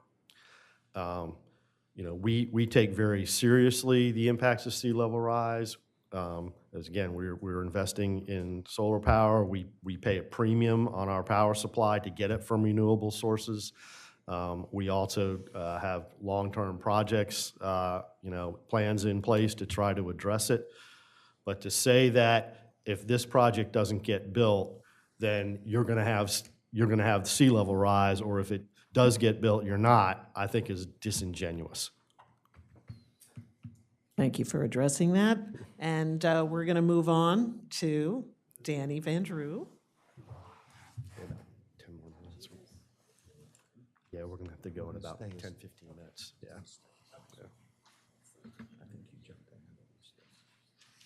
No.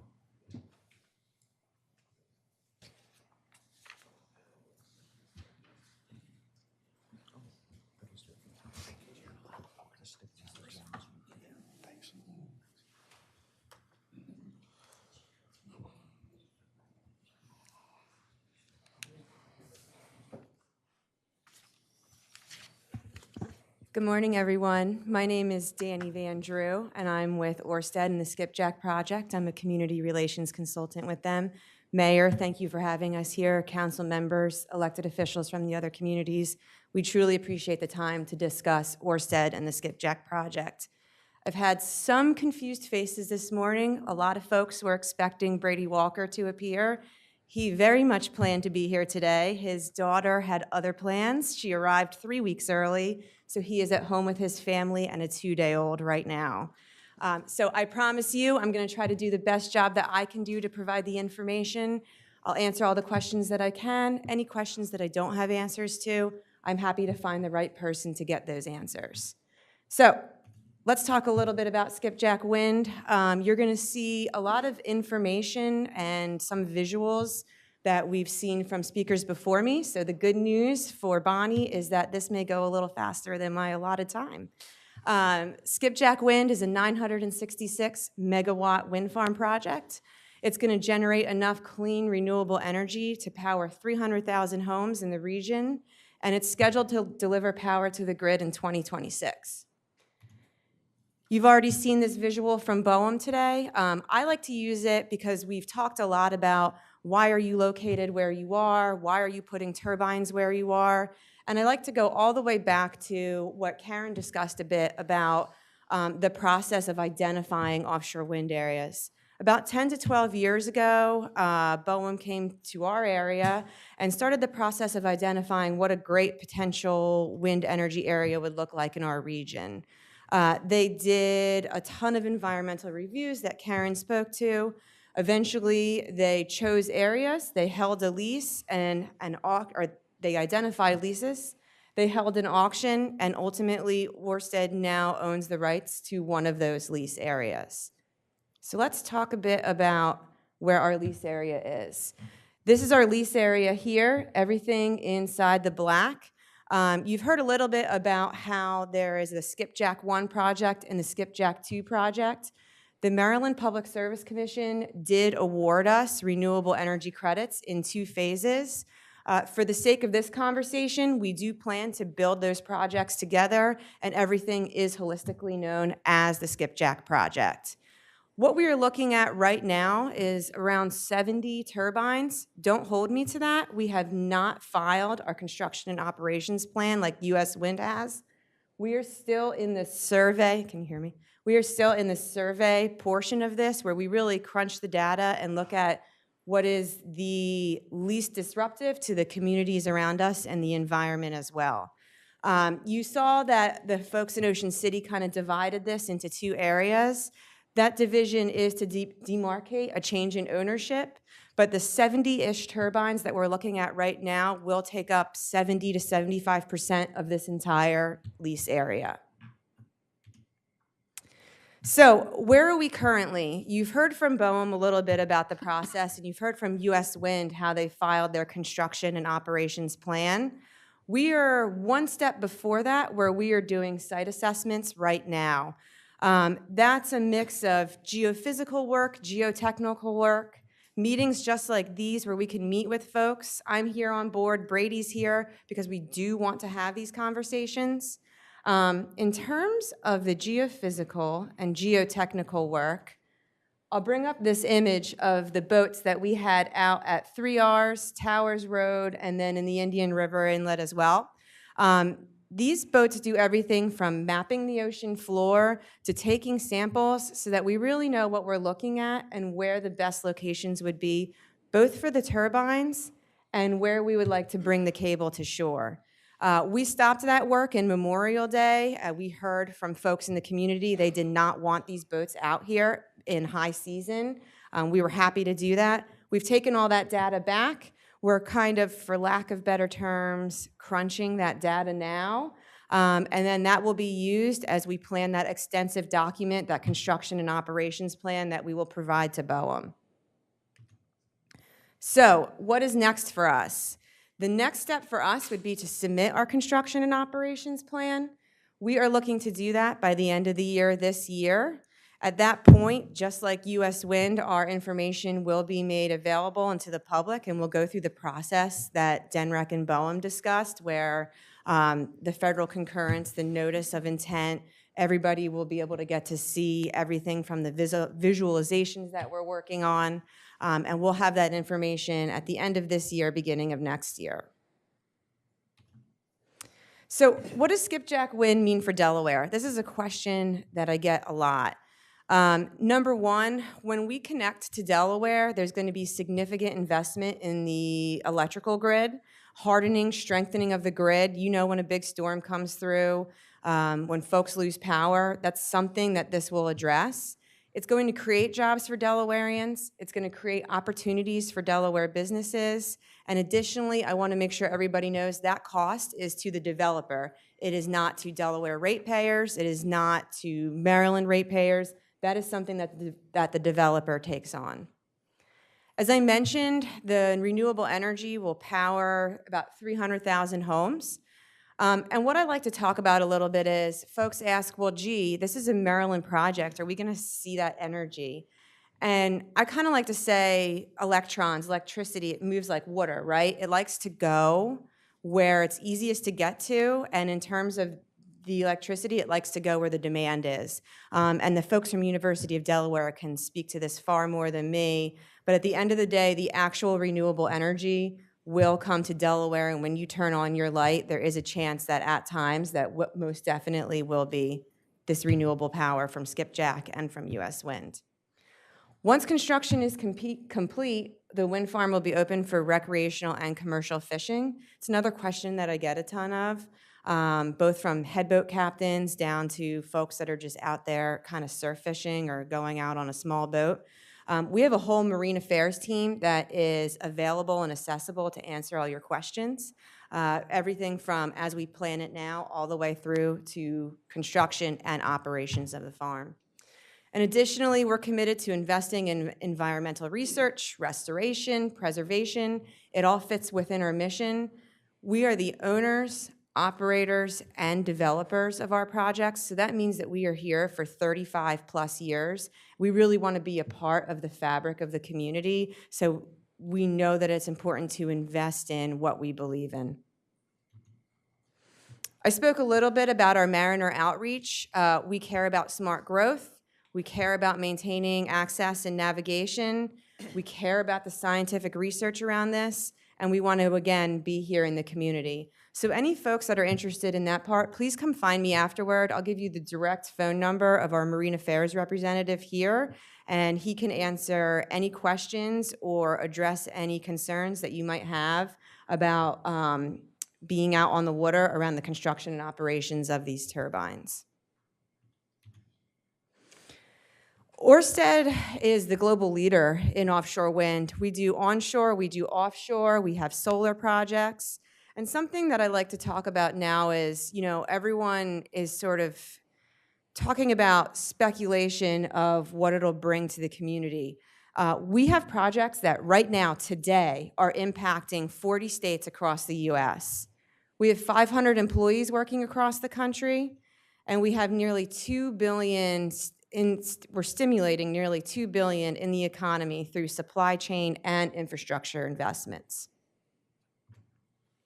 We do have a procurement portal that I did want to provide everybody. It's both up on the site and also in your program in the links I provided. If you are a Delaware business or you know a Delaware business that would be interested in working with Ørsted, please register in this portal. I have gone through the portal. I recommend you take a half hour to an hour to do it. It's fairly extensive. But what happens then is upon registration, you and your business will become visible for our sourcing managers in the database. Some folks that have been following this project for a while may remember, gosh, about 2 weeks before before the world shut down from COVID, it was late February, we did our very first supplier day in Bethany Beach. And what we did was we had our tier 1 contractors come out and meet with local Delaware business.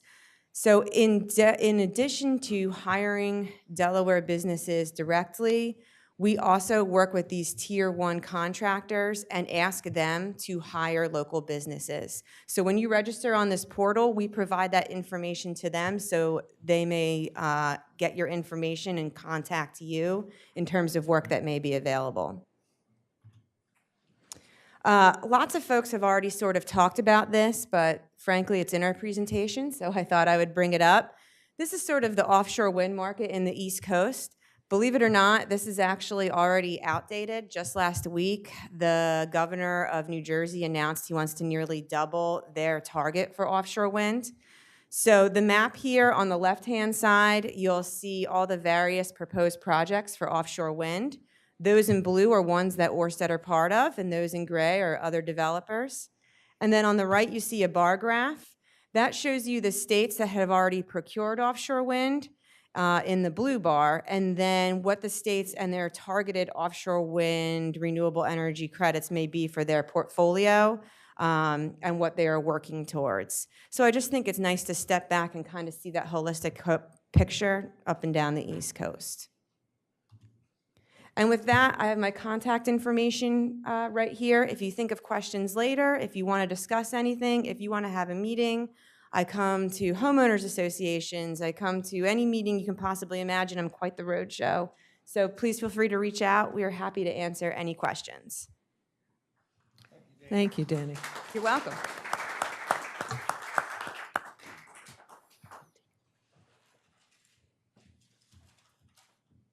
Would you be able to address some of the visual concerns of the community? As you know, your colleague has presented some, Ocean City has presented others. How can the community try and understand what some of those impacts would be to the view shed, or what would you suggest? That's a great question. So we are working on our visuals now. What I can tell you is we are proposing a similar turbine to U.S. Wind. From the waterline, it'll be about 850 feet. We don't have those visuals yet. We will have them at the end of the year. As soon as we have them, we can make the folks at ACT, Mayor Mills, aware and provide them to everybody. But because we're still in that survey portion, we haven't quite made those decisions yet. But what that does mean is please reach out to me if you would like to discuss it. We are happy to discuss your concerns now as we're sort of in the process. We are very open to feedback. And there's been some questions, lots of questions from the public. I wonder if you could address a specific question about environmental impacts, particularly related to marine mammals and the North Atlantic right whale. Is that fair to spring that one on you? Mike, you might, I don't want to throw you under the bus. I can talk about birds. The whales I'm less familiar with. Okay, there was also a question about birds, if you'd like to take that one, and then, Mike, maybe you can address the other. Sure. If you don't mind, could I? Yeah, and just to interrupt, thank you very much, Mayor Meehan. We know you have a conflict today, and Mr. McGeehan, really appreciate you being here. Thank you all very much. I apologize we have to leave. We have another meeting that we need to be to, so thank you so much for having us here today. Thank you, Mayor. Thank you. Thank you.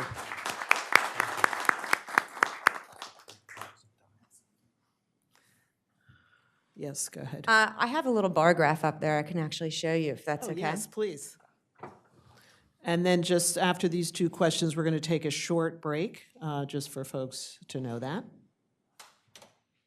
Let's see.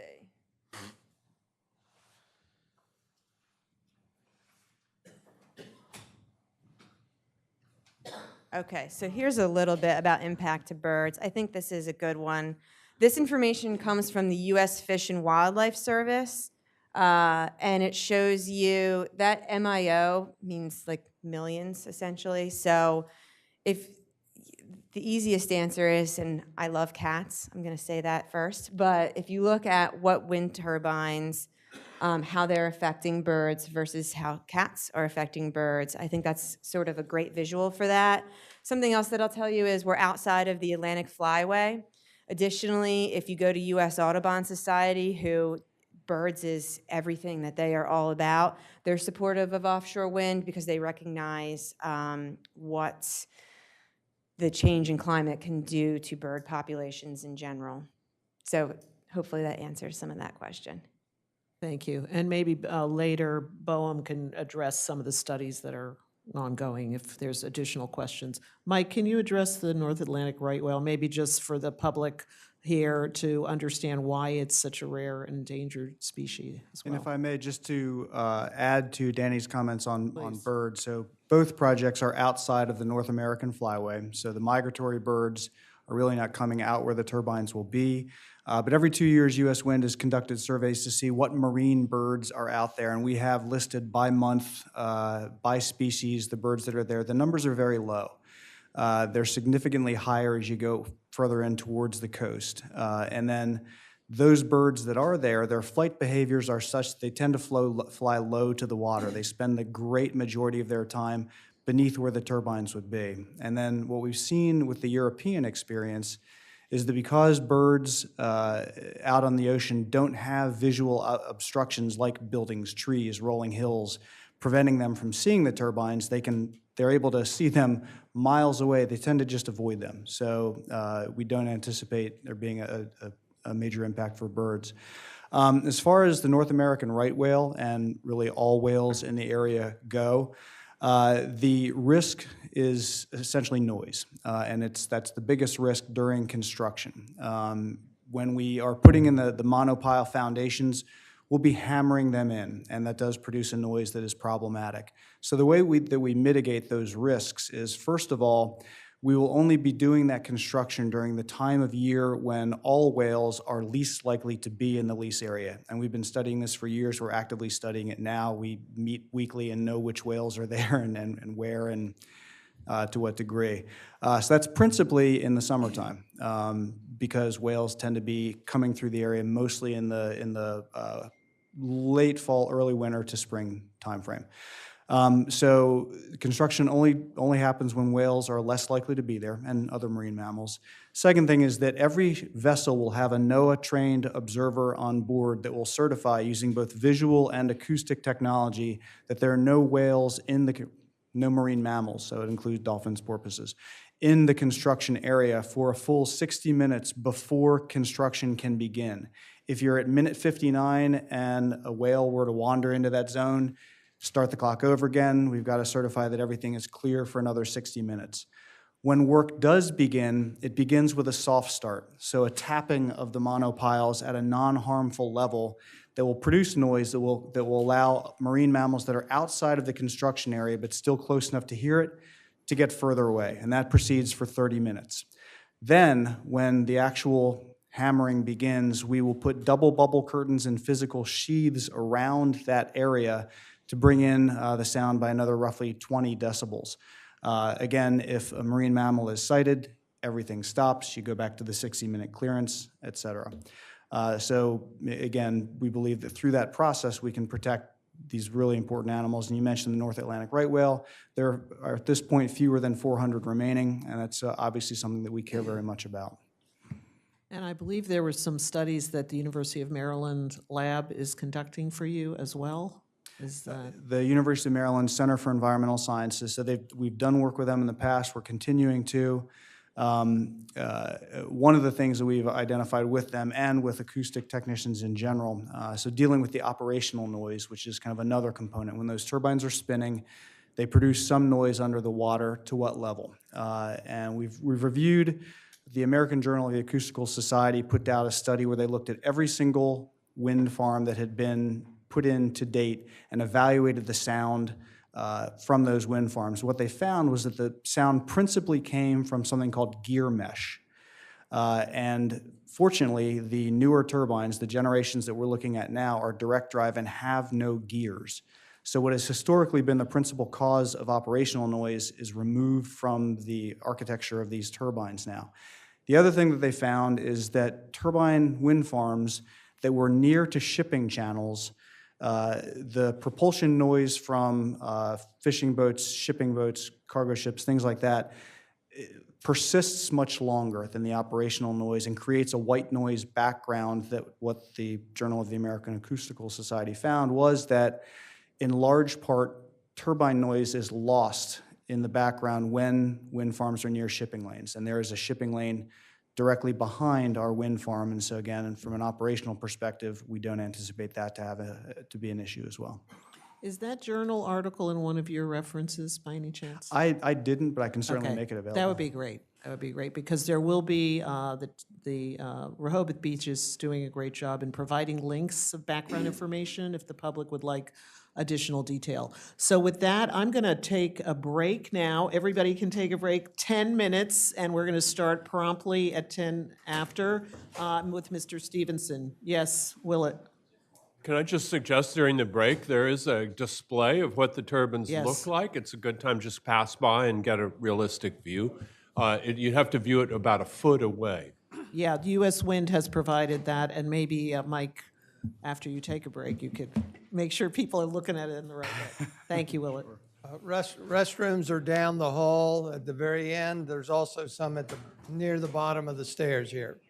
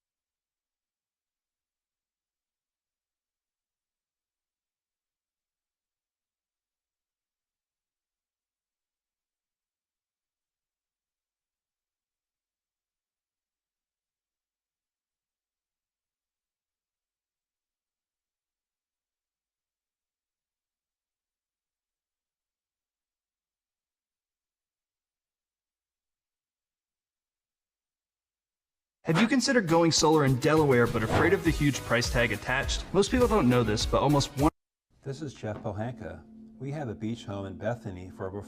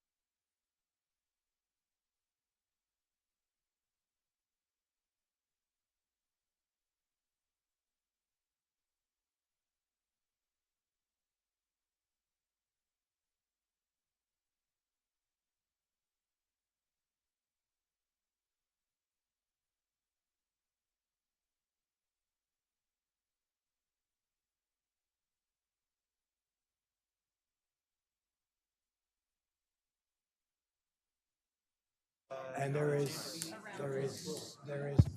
no. Okay, everybody, can you please take your seats? We're going to start again. Thank you for being timely and you're taking a break. We're going to continue with our full agenda, and we are now going to turn to Mr. Stevenson. Can you please come to the podium? And just a reminder, if you have any questions, Ed is looking for your cards, and we will be entertaining more questions after the last speaker. Thank you. Yes, I'm Dave Stevenson with the Caesar Rodney Institute. I run the Center for Energy and Environment. I've been doing this for about a decade. I've been working on offshore wind since 2017. I spend 80% of my time digging down into these multi-thousand page reports and coming up with what's accurate and what is inaccurate in those reports, and trying to do the analysis. I live here. I live in Lewis. I've been here for 30 years. My kids are here. My grandkids are here. I've started half a dozen businesses in the area that my kids now own and run. So I've started a fourth career here doing this work. Just so you understand, I have been a paid consultant to the Public Advocate in Delaware on Public Service Commission dockets. I have been invited to testify before the U.S. Congress, several state legislatures. Governors have found me for advice, industries have found me, and even electric utilities have brought me in. I have also advised a president of the United States and served on the EPA transition team for the EPA. So I'm actually kind of recognized around the country for doing this kind of thing.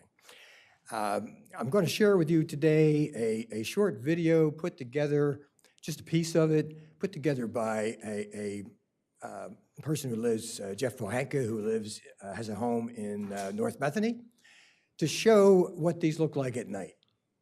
Because it really makes a big difference. Terry McGeehan and the mayor of Ocean City, Rick, made some very accurate comments. They also talked about a study from the University of North Carolina State. And what they found was that when people saw daytime images, 38% of them didn't want to come back to the same beach.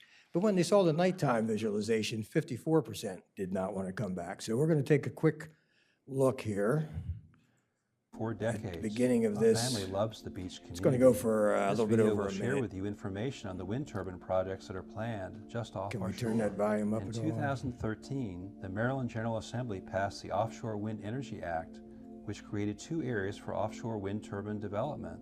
They comprise 80,000 acres over 125 square miles, with turbines as close as 12 miles from shore. 2 wind companies have purchased the right to construct wind turbines in the lease areas. As wind technology has improved, the wind turbines have been getting larger and larger. They plan to use the GE 12 megawatt turbines, which are 938 feet tall from the waterline to the top of the blade. It is the one on the left side of this graphic. These turbines are 50% taller than the Washington Monument and over 4 times taller than the towers of Indian River Inlet Bridge. The turbines are truly massive. This photo depicts the generator, which will sit atop each tower. It's not just a few turbines they're proposing. U.S. Wind, an Italian company, plans to install 121 turbines from Ocean City to Fenwick Island. Ørsted, a Danish company, plans to install as many as 200 from Bethany Beach to Rehoboth for a total of 300 turbines. Some say you can't see 12 miles, the closest distance to the turbines, but this photo shows that is not true. The furthest ship is nearly 12 miles away, and it's not 900 feet tall, nor are there 300 of them. The Department of Interior conducted a study of wind turbines and found that they were visible to the naked eye as far away as 36 miles. U.S. Wind created this illustration of what the turbines will look like. Our ocean sunrise will never be the same. The wind companies do not like to mention the hundreds of red flashing marine and aerial warning lights that will be required. The night horizon over the ocean will be changed forever. Ocean City Mayor Rick Meehan has become alarmed due to All right, so I'm going to turn that off and bring up the slides.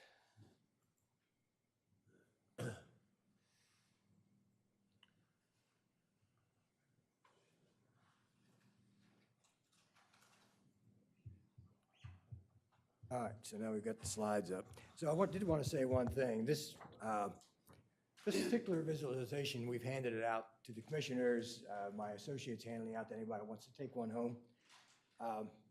This is a slice of a horizon, horizon to horizon picture, but it is not zoomed. This is the U.S. wind. This is what they submitted to to BOEM to decide, to show what this is going to look at 12 and a half miles off the coast. Read the document. You can see that it's not zoomed. This is what it's going to look like. We have not got the visualizations yet from Ørsted. So, a couple things to consider. All the economic benefits from the Skipjack and the Garden State projects, and Garden State is coming. It's not approved yet, but there is an important factor in the Skipjack and all these projects. You have to begin production of these by the end of 2025, or you don't get the 30% tax credit.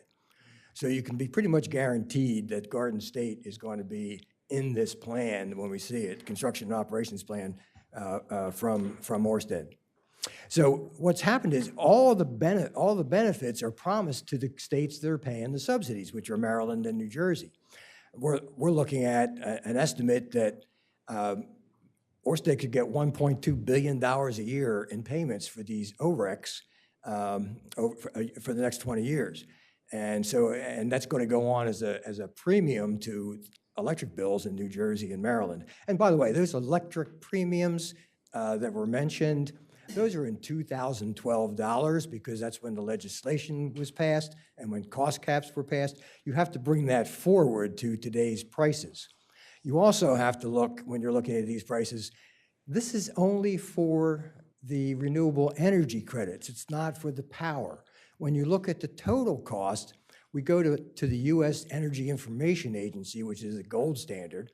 Their latest estimate says what projects will cost for a project that now starts in 2027, which is right around the time these are going on. And they show that offshore wind is $137 a megawatt hour compared to solar at $36. It's almost 4 times as expensive. And that includes everything. And that includes, cost escalators that are expected, and it puts it in what's called levelized cost, or today's cost. So these projects are going to add a lot of cost. So what will happen is Delaware is only going to see incidental jobs. So let's say you need to do something for installation. A bunch of people are going to apply for the jobs, and some Delaware people may apply and get hired. But the intent is that all of the jobs go to New Jersey and Maryland. Put it in perspective. Well, I think I've got a slide on it further down. But so two different consultants to the Maryland Public Service Commission determined that offshore wind was simply replacing onshore wind and solar. And on top of that, you've got advanced nuclear, you've got carbon capture. There are other options to reduce carbon dioxide.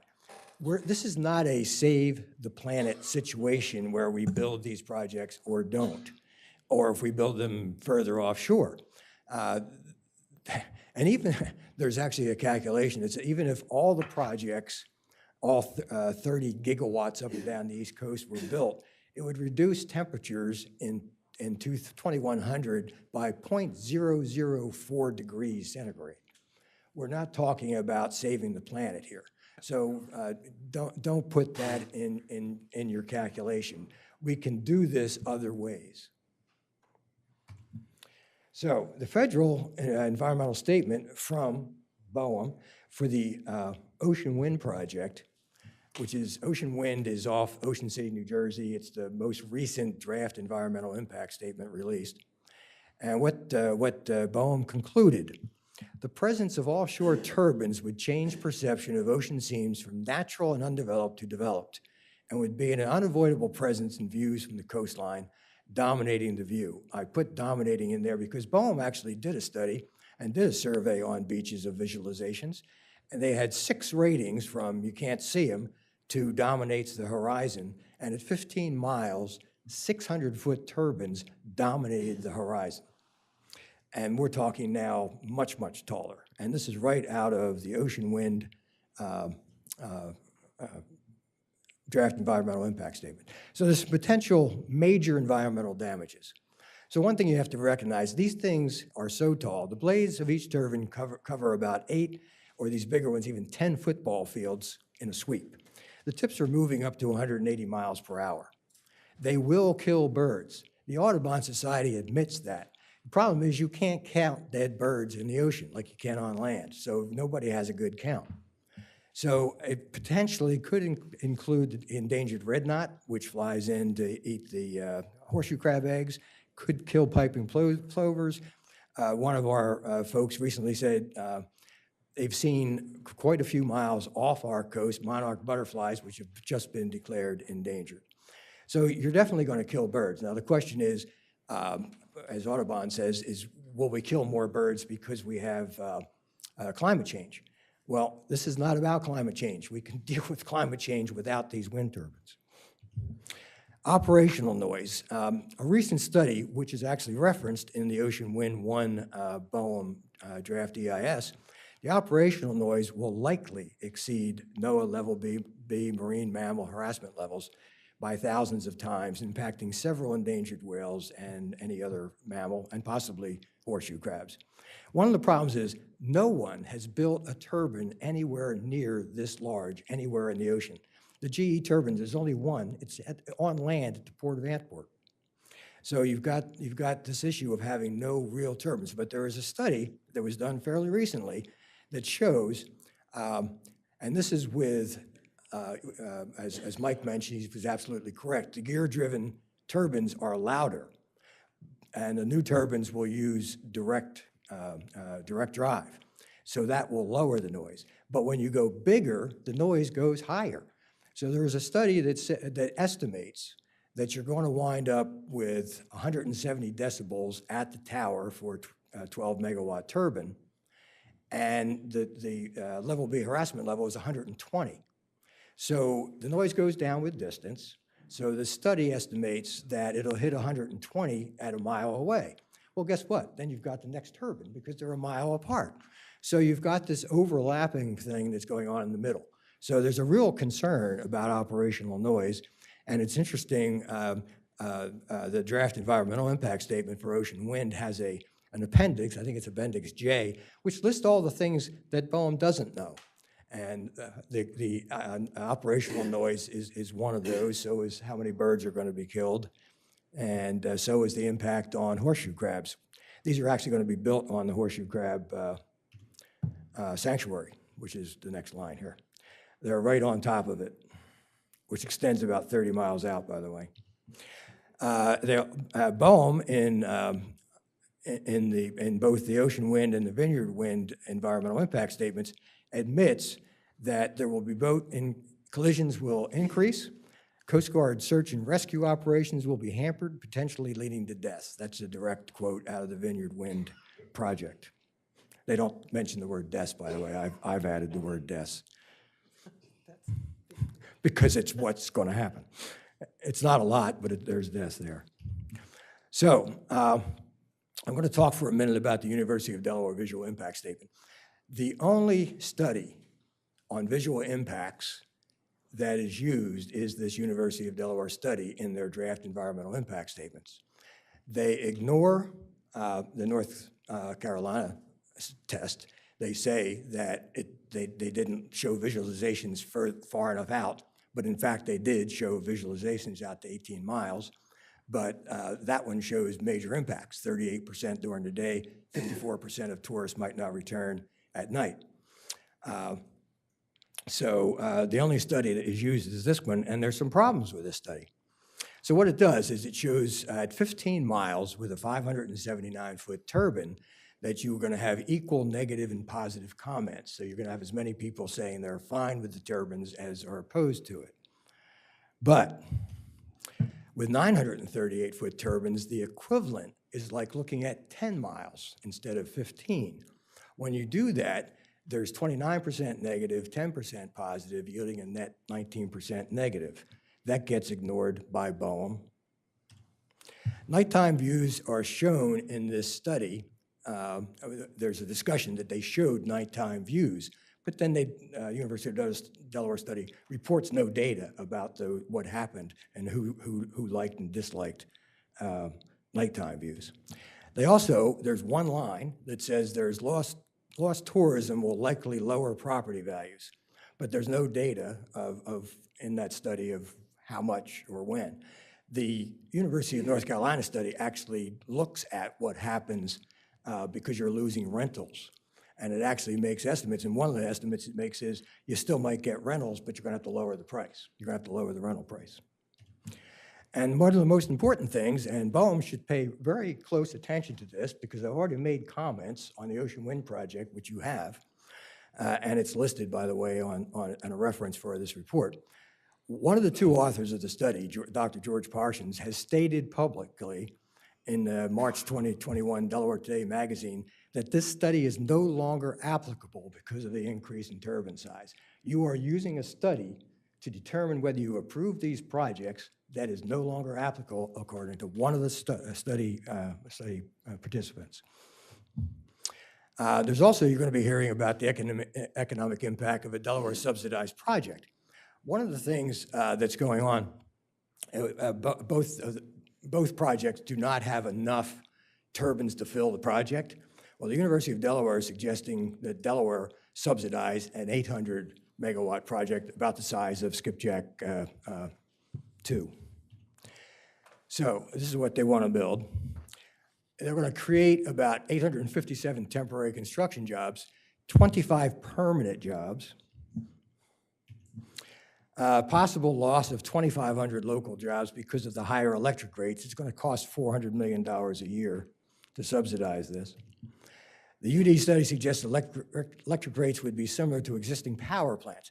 The problem is they're comparing the power cost to Delmarva Power to buy power to just the cost of these energy credits. The actual cost is additive. You've got both. So you've got to take both into account. And then you get back to about the price that the U.S. Energy Information Agency said. The study only considers the first year cost. Well, there's a 2 to 3% a year escalator. And well, they have actually adjusted for the 2012 dollars. But the other piece of this is, when you look at the Delmarva Power cost in this project, they say it ranges from 53 to about 83 since 2015. The problem is that 83 was 2015. The lower price was 2021 because of low cost of natural gas. And a resident, I calculate in the calculations there, a residential customer may pay $400 more a year. So I want to move on to, very quickly, to what you can do. And our friends from Ocean City kind of gave you the idea. First of all, you need to get involved and make comments to BOEM as these opportunities come up, and to DNREC. The Achilles heel of these projects is that they've got to bring the power ashore and they've got to get a permit. So we have the possibility of stopping that permit. Look back to 2019, there was a discussion about bringing power ashore in the Fenwick Island State Park, and public opposition turned that back. And it actually turned it around, and it also caused a delay. We were going to start building the Skipjack project in 2023 back then. It's now postponed to 25 and 6 because of that change. So public opposition can have an impact. I'm going to remind you that a few years ago, we talked about having offshore oil drilling off the state, and everybody got really upset. All the towns got together and fought it. And we actually got a legislative change to the Coastal Zone Act, which said you can't bring an oil line, you can't bring a pipeline into Delaware. And that was one of the things that killed that. Now, the federal government decided not to do it, but we got together and we fought it like we did when we fought the power coming ashore in Fenwick Island. And I want to tell you one other story. Coastal Zone Act actually states that there is a limit to bringing transmission lines into the coastal zone. Now, you can bring a distribution line. That's the kind of line that you can bring the power to a bathhouse, so you got lights and heat. But a transmission line is a very different character, and the Coastal Zone Act doesn't allow that. So we have a lot of ammunition to fight this project if you decide to fight it. Now, we all talk about, you're getting facts from a lot of different people. They're not facts, they're suppositions. We think we know this, we think we know that. And, but we don't. You're gonna have to take your guts in your hands at some point and decide, we oppose it, we support it, we do nothing and just let it happen. And my advice is fight it. Thank you. Thank you, David.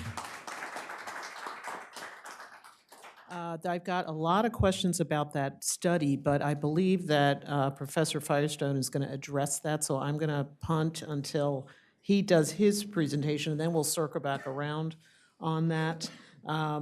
I notice you have quotes from studies, but you didn't provide the references. Did you provide references in to the? You have all of the studies. The links, that okay, did that. fantastic, that's important. The big ones are the construction and operations plan approval for U.S. Wind, which I made comments on that. Right, And the other one is the Ocean Wind draft environmental impact statements, public comments I made, which is also part of it. but that's not in this region, is that correct?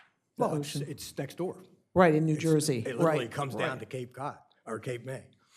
Right, okay, just so I'm clear about which because we're trying to be clear about which projects are in the region, and so you're also It was- looking at in New fact- Jersey. In fact, the BOEM states in their draft environmental impact statement that they look at the actual project, which is one small project, but they also look at the surrounding projects, and they looked at the general impact on 3 other projects next door, plus the Delaware and Maryland projects. Yeah, they're required to look at cumulative effects, and maybe we can address that at the end of the discussion. One thing you said that was intriguing to me, having read a lot of the materials from the Institute, is you said that we can do this in a lot of other ways, and you mentioned climate change as a problem that has to be addressed. I wonder if you could address that question. If we don't do wind and we don't do offshore wind, what alternatives would you suggest that we look at in the region?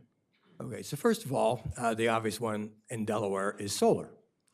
So up until about 2 years ago, we had a law that said we can build community solar for the 70% of Delaware folks who can't put it on their rooftop because they're renters, don't have sunlight, whatever, don't have the money because it's expensive.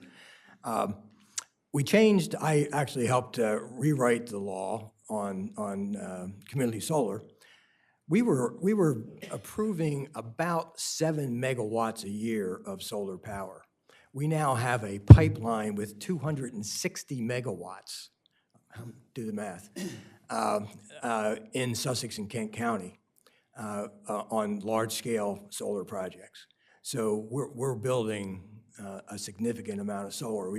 As I said, we had 260 megawatts in 1 year, and we don't have to wait 5 years for BOEM to approve it. These things typically, start to finish, go for about a year. So solar is a case. We have been supporting Delaware ratepayers. You can see it on your electric bills if you're a Delmarva customer.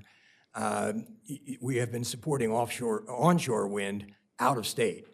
We don't have onshore wind capacity here, but that doesn't mean we don't support it financially and encourage its construction out of state. We also have the potential, I was in DC yesterday, we're working on a project to turn nuclear waste into electricity power, regular power. And That's the first I've heard of that. well, it is the first because we've just started talking about it. There are about 10 different funded advanced nuclear projects in the country right now. Not one of them burns existing fuel rods, spent fuel rods. So this would, all the pieces are there to do this. And even without that, there's a nuclear renaissance going on. And if you look again, going back to the US EIA data, when they say 137 a megawatt hour for offshore wind, they're saying 80 for advanced nuclear. So we can literally do advanced nuclear cheaper than we I can do have this. not seen those numbers. I'd be willing to, I would love to talk to you about this in the break because I follow the advanced nuclear option since I compare that to what offshore wind offers, but we don't have time to get into that. I think the costs are quite unknown since nothing's been permitted. So let's move on to what you're saying about solar, and just for the public so that they understand, you were saying 260 megawatts in the pipeline. That's about 1/3 of what offshore wind or less. So is that really But if we keep- addressing the pipeline? If we keep building at that rate, Yeah, we'll equal Skipjack 2 in another couple of years. okay. No, that's before they- interesting. Let's before look they at get that. built. Let's look at that and. And I'd like to say one more thing about that. Yes, please, and then we'll move One on. of the advantages of these projects that are being built, and a lot of them are being built in Sussex County, you get a retiring farmer, he's got a 100-acre farm. He can take 25 of those acres, put solar on it, get $1,500 an acre in lease fees instead of $50 if he leases it for farming.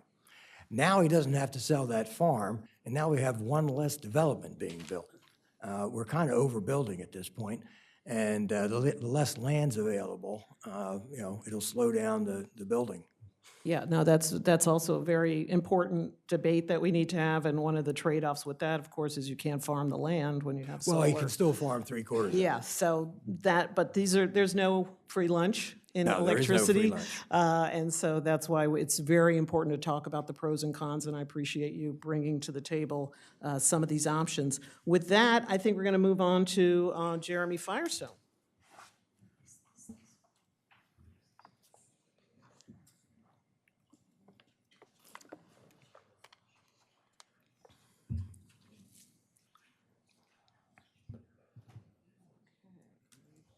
Do we use this or that? PDF.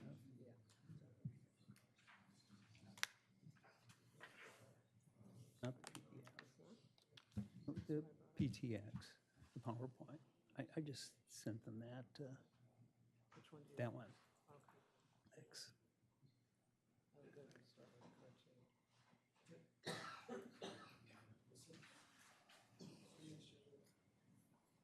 Yep.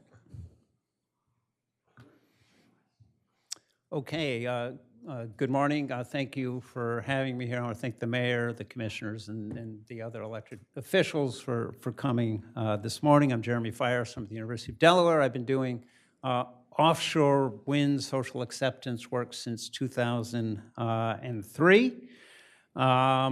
And I've been doing basically science-based studies. It's important that we focus on science-based study. Here's sort of the survey work that I have done. Some in Delaware, some with our first offshore wind project up in Block Island, and a couple of tourism studies as well, which we'll talk about. And I've done a lot of qualitative research as well, where we actually go and interview people. We've done that both in Delaware and up in Rhode Island and elsewhere. It's important that you get good information from trusted sources. And I'm concerned that in our area we're getting some disinformation. So there's a website that's called SaveOurBeachesView.com. Some of you may have seen it, but it's really a front group.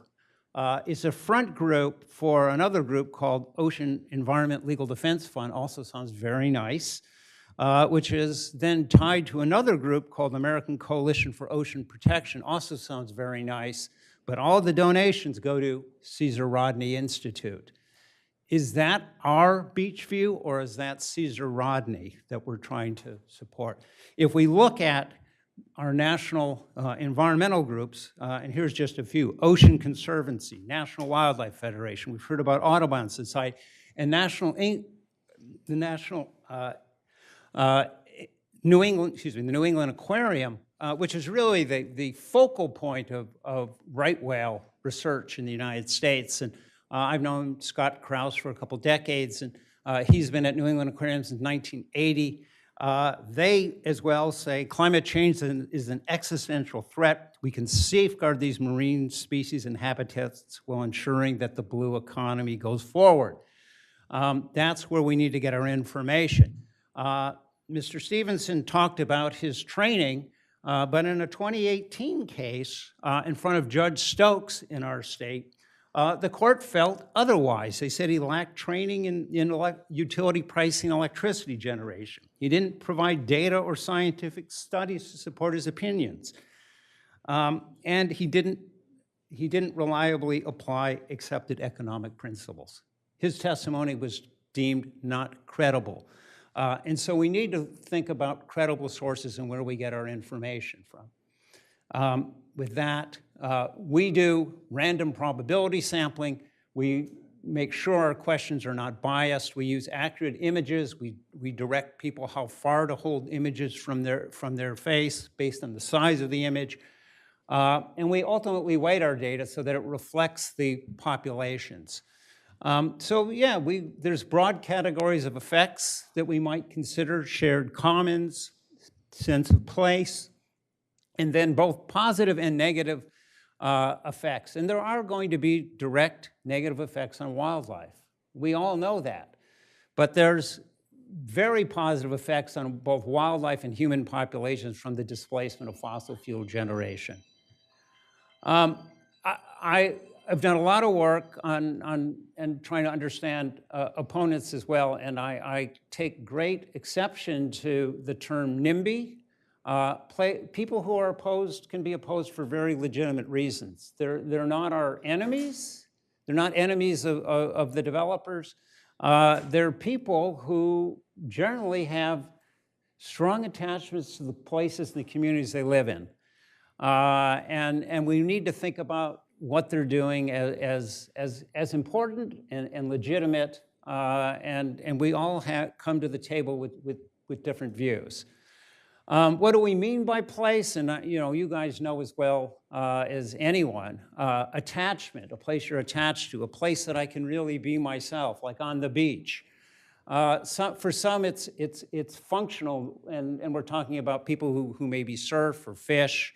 And then I'm going to later talk about place meaning, what a place means to you. This can be a place of family bonding, etc.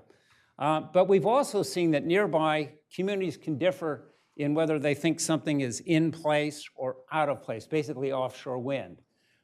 So place attachments and place meaning only gets us so far. We then need to understand place consistency. As well, socially constructed aspects of wind projects can be as important as their physical attributes. Now, for some people find them beautiful, some find them industrial, but we all really find a lot of resonance with people who see it as part of a clean energy future. So this is sort of socially constructed. We're often presented with the societal choice of wind power or nothing. Should we build these projects off Delaware and Maryland's coast or not? But the choice that society has to face, there was some discussion before, is where are we going to get our energy from? We're going to get it from somewhere. And so we asked people who live within 5 miles of land-based wind turbines. This is throughout the United States, a national study. And you can see people don't want to live near nuclear power plants. They don't want to live near coal plants. They don't want to live near natural gas plants. And they'd even prefer to live near their large wind project than a large solar project. People who live near fossil fuel plants suffer increased morbidity and mortality. And so we need to think about these things as we're thinking about our energy future. Delawareans, back when we did our first study in 2006, I said we were the Danish of the United States because we had really high support. But our support, and we haven't done a survey since 2015, but you can see it's only grown. And that's statewide, that's in census tracts that borders the ocean, and that's by people as well, Delawareans who have ocean views. And Delawareans, you guys were way out ahead of the politicians, no offense to the mayor and the commissioners, but back in 2009, we asked, okay, if you haven't made up your mind, or even even if you were less, what if this was the first of many? What if this was part of an energy transition? Would you be more likely to support a project in your backyard? And the answer is a resounding yes. And this played true in Cape Cod as well. So yes, there are economic effects. There are distributional impacts. So we look at visual disamenities, coastal tourism, regionalism, and there are two property values that papers, peer-reviewed, that no one yet has talked about. The first, I'll go to the second one, is from Carr and Harrison Lang in 2019. They did an Airbnb study before and after at Block Island. They compared it to other places like Martha's Vineyard and Nantucket. They found an increase in occupancy and revenues after that wind project was put 3 miles from the coast. Dong and Lang just released one. They did a hedonic analysis, as an economic analysis, looking at sales, property sales transaction, and found no effect on the folks who live in mainland Rhode Island based on that project. Those are important studies. The only ones we really have on the offshore environment in the United States. Yes, people would rather have them be out of sight, out of mind. No question. We get even stronger support. And this is something that Caesar Rodney Institute can latch on to. These developers, they have vested property rights in those lease areas, and they have vested contracts. And if we are to force them to move or impair those contracts, who's going to pay? Is the mayor of Ocean City going to pay up that $1 billion? Is Caesar Rodney Institute going to chip in, or the residents of Rehoboth Beach? And so we need to think about that as well when we just sort of casually toss out that we're just going to move these further offshore. Yes, again, people would rather have them further offshore, but when we ask them, and these are 3 megawatt wind turbines, mind you, this was an older study, would you be willing to pay to move them further offshore? We find, about 6 to 10 miles, people say, that's far enough for me. I'm not willing to pay anything more. Tourist Beach, we've heard a lot about Tourist Beach studies. We did a study from South Carolina to Cape Cod. We did a beachgoers survey and a non-beachgoers survey. The result, these what I'm showing you are from people who actually went to the beach. Some of them were from inland states like Tennessee who want to come to our coastal beaches because it's closer than going to California. We focused on beach trips taken in 2015. We use professionally prepared simulations. And that's really important because accurate images matter. We showed clear day, hazy day, and nighttime images, and you can see the range of distances. Some people thought they would be better off at the beach. Some people thought their experience would be worse. Most thought it would be about the same, and you can see when we get out to 12.5 miles, and at 15 miles there's a cross. If we look at the data somewhat differently and push those somewhat people into the neither category, again, we're around 12.5, and almost 90% are at, it's neither here nor there. Yes, we did find that some people would go to other beaches. That's sort of a trip loss. I don't quite understand the full trip loss. Those are people who just say they would stay home. I guess they'd go to the movie and not go to any beach at all because they were so distraught that there were wind turbines out off of Delaware.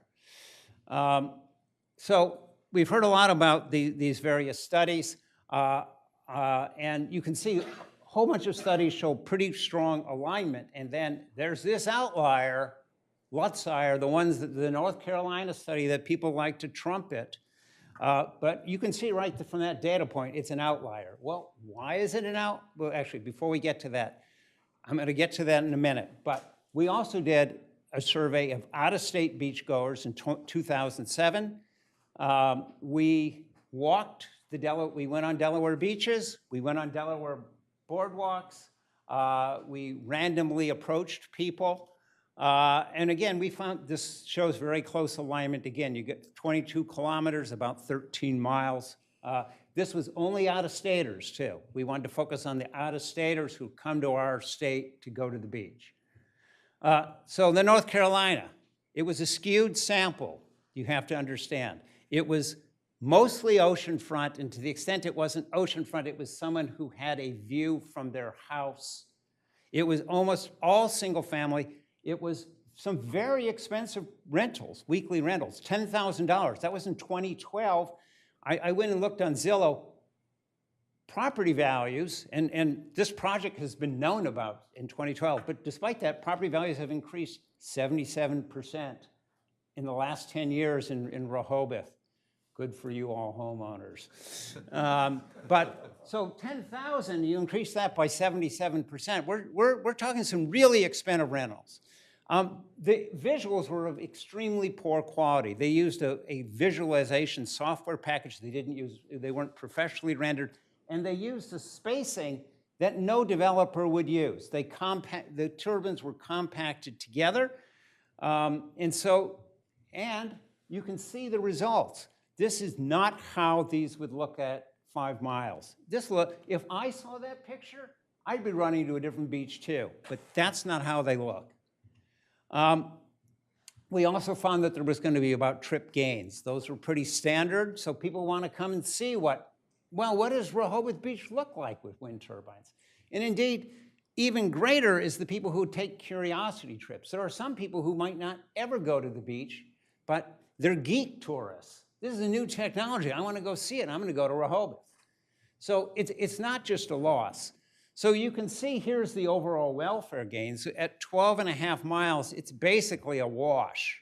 Again, as pointed out, these were with 6 megawatt wind turbines. There's not the 12 megawatt wind turbines.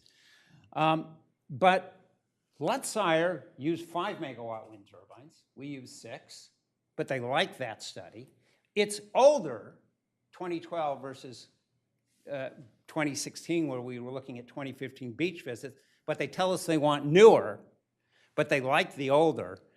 It's also important to recognize that turbines are spaced based on the size of the rotor diameter. So at present, people are looking at 1 nautical mile.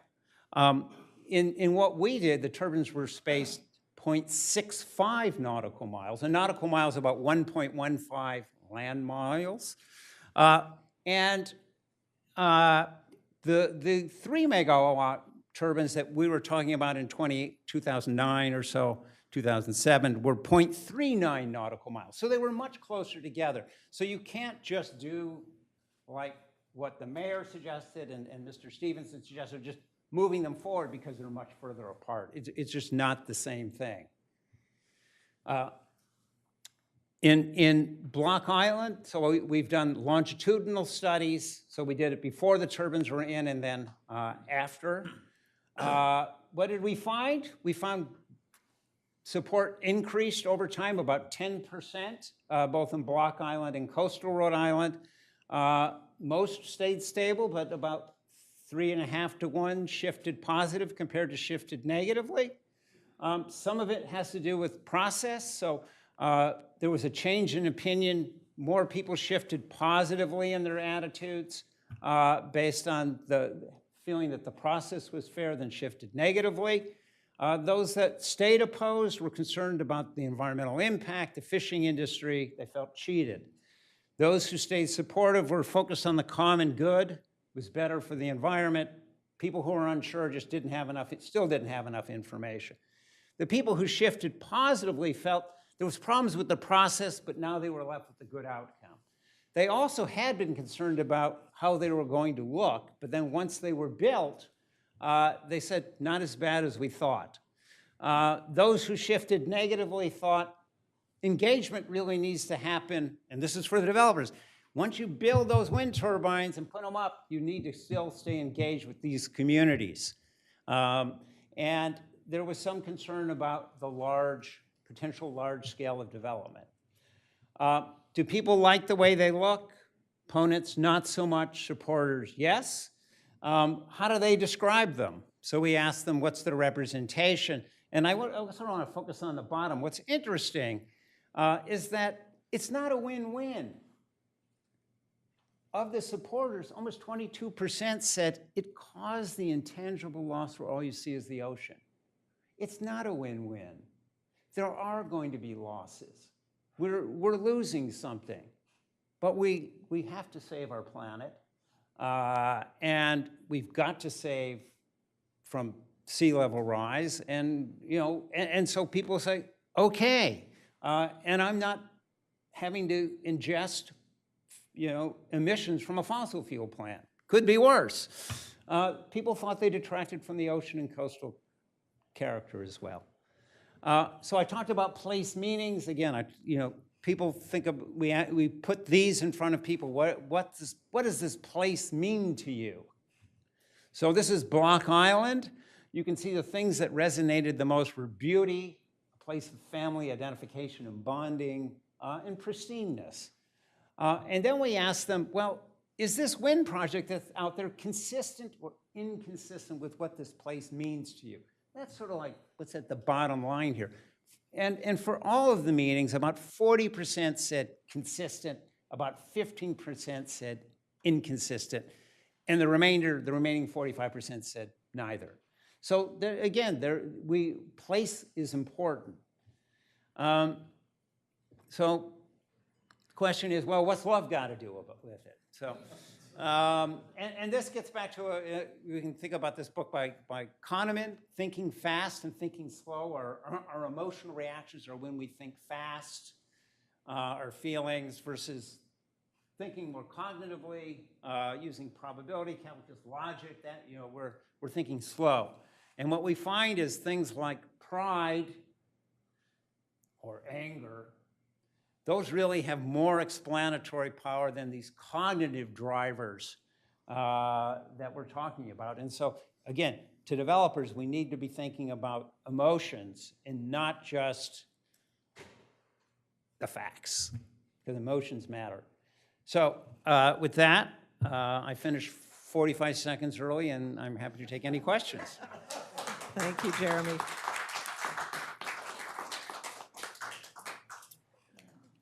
We've gotten quite a few questions based on what Mr. Stevenson said, and because you're talking about some of the similar studies. Somebody asked, how many participants were questioned in the study, and when was it conducted? I know you've said yeah, it, but I'm trying to think. I think we had over 1,000, but I can't remember when I get back to my desk, I'll take a look and see if I can pull up the number. But it was, I believe, conducted in 2016 because we asked about beach-going experiences the summer before, and you want to get as close as possible to so people's memories, they don't forget about which beach trips they took and to where and how long they were, et cetera. So we have a difference of opinion here, obviously, on the panel about these studies. So I wonder if you could give us a little bit of insight of, from your report, which was BOEM sponsored, by the way, there were maybe 6 studies that were done. Maybe now we have 10, 12, would you say? Well, what's difficult about all the studies that I talked about is that they're what's known as stated preference. So people are stating what they're going to do. Now, will people really not come to Rehoboth if they put wind turbines, even though they stated that they did? As well, if there's a welfare impact, what we show and what everyone shows is basically static effects. But things operate in an equilibrium so that if some people were dissuaded, what that might mean is that people might have to slightly lower rental prices, and then you get other people coming in. We wouldn't expect there's going to be fewer tourists probably at the end of the day, but prices could be affected. But we're putting up wind projects all in this area. So if this was the only one, but I've been in every beach from Assateague up to Cape May, and you're basically going to be able to see wind projects. So that's a pretty big area. People are going to have to go pretty far afield to not see, probably north of New Jersey, I mean, north of Atlantic City. So you know, what happens, we don't know, but we have those two studies on Block Island. That's what's known as revealed preferences. That's what happens, that's what's revealed from the data after the fact. And those suggest the effects are, you know, again, it's a small project, and so we have to, you know, take that into account. It's only 5 wind turbines. It's not 80 wind turbines or 120, whatever the final numbers are going to be. So it's a smaller project, and we have to take that into account. But what we know now, both from the stated preference and the revealed preferences, we wouldn't expect much effect. But, you know, I'm not a fortune teller. Right, and that's a good way to segue to, you're not a fortune teller, and neither is Boehm. And so how do we judge what these studies tell us? And then if it is about emotions, which reminds me of a conversation with a bunch of engineers, and they said, well, if it's emotions, then what the hell am I hiring you for? You know, because you're not going to be able to tell me what people think and how to address it. Is there a way that we can learn from these studies, or how can we assess what it's telling us, and how should the public think about it? Do we need more studies, and how does that translate to more knowledge? Yeah, we still do need more knowledge. I mean, I've pushed for the federal government to basically, we're doing a really large experiment here on the East Coast, and that I would really like us to do a large longitudinal study. That means like over time, over 10 to 15 years, where we're sampling up and down the coast and going back to the same people. And we can learn some things, and, you know, about human nature, about the people who live near the coast, and, you know, the other areas of the country are a little further behind. We might get some of that. I mean, the stuff on feelings, and we've done a lot of stuff on process, and process is really important. Treating people with dignity, treating people with respect, you know, engaging people, engaging in a two-way conversation. One of the problems with what we've got is that NEPA was a great law when it was passed in 1969, but it's a bit outdated for our time. So if someone, you know, I was a City of Newark Planning Commissioner, actually. I chaired the commission for a couple of years. People come and you know, they come in for your city council, and there's give and take and back and forth. And NEPA is, what do you guys think we should study? Thank you. Here's our draft. Please submit your comments. You know, as the person from Boehm said, we read them all, and we will respond to them all. But it's not really much of a two-way dialogue. But we need more of that, and developers, I think, can go a long way in bring forward some of that two-way dialogue. I mean, you know, we hear a lot about permit reform, and you know, that's a big topic in Washington now, and we need to truncate NEPA, and that's what the industry thinks. And I don't think NEPA is the problem. In that regard, the problem is that NEPA actually required, the changes that NEPA we would like to see would be ones that engage you all more. And I don't think it's slowing down the process. There are other reasons why these projects have taken a long time, not necessarily because of NEPA. At the same time, I remember talking to the then mayor in 2007. We went out, and I said, we want to go out on your beach and do some survey. And he's like, I can't remember what his name was, but he was like, yeah, we don't have any problem with those wind turbines. We've got as many people as we can handle on our beaches, and we're confident that we've got the place that people are going to want to continue to come. And you know, but you need to come and engage people, and you know, forum like this is useful, where people get to ask questions, they get answers. That it's not just, hear my comment, thank you, we'll take it under advisement. Thank you, and that's a great compliment to Mayor Mills and what he's trying to do today in really trying to make a dialogue happen. So thank you, Jeremy.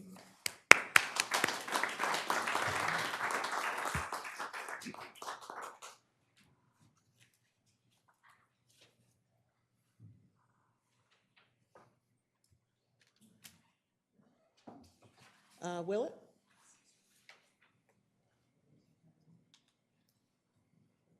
Okay, we're going to now hear from Willett Kempton as our last, but not our least, speaker.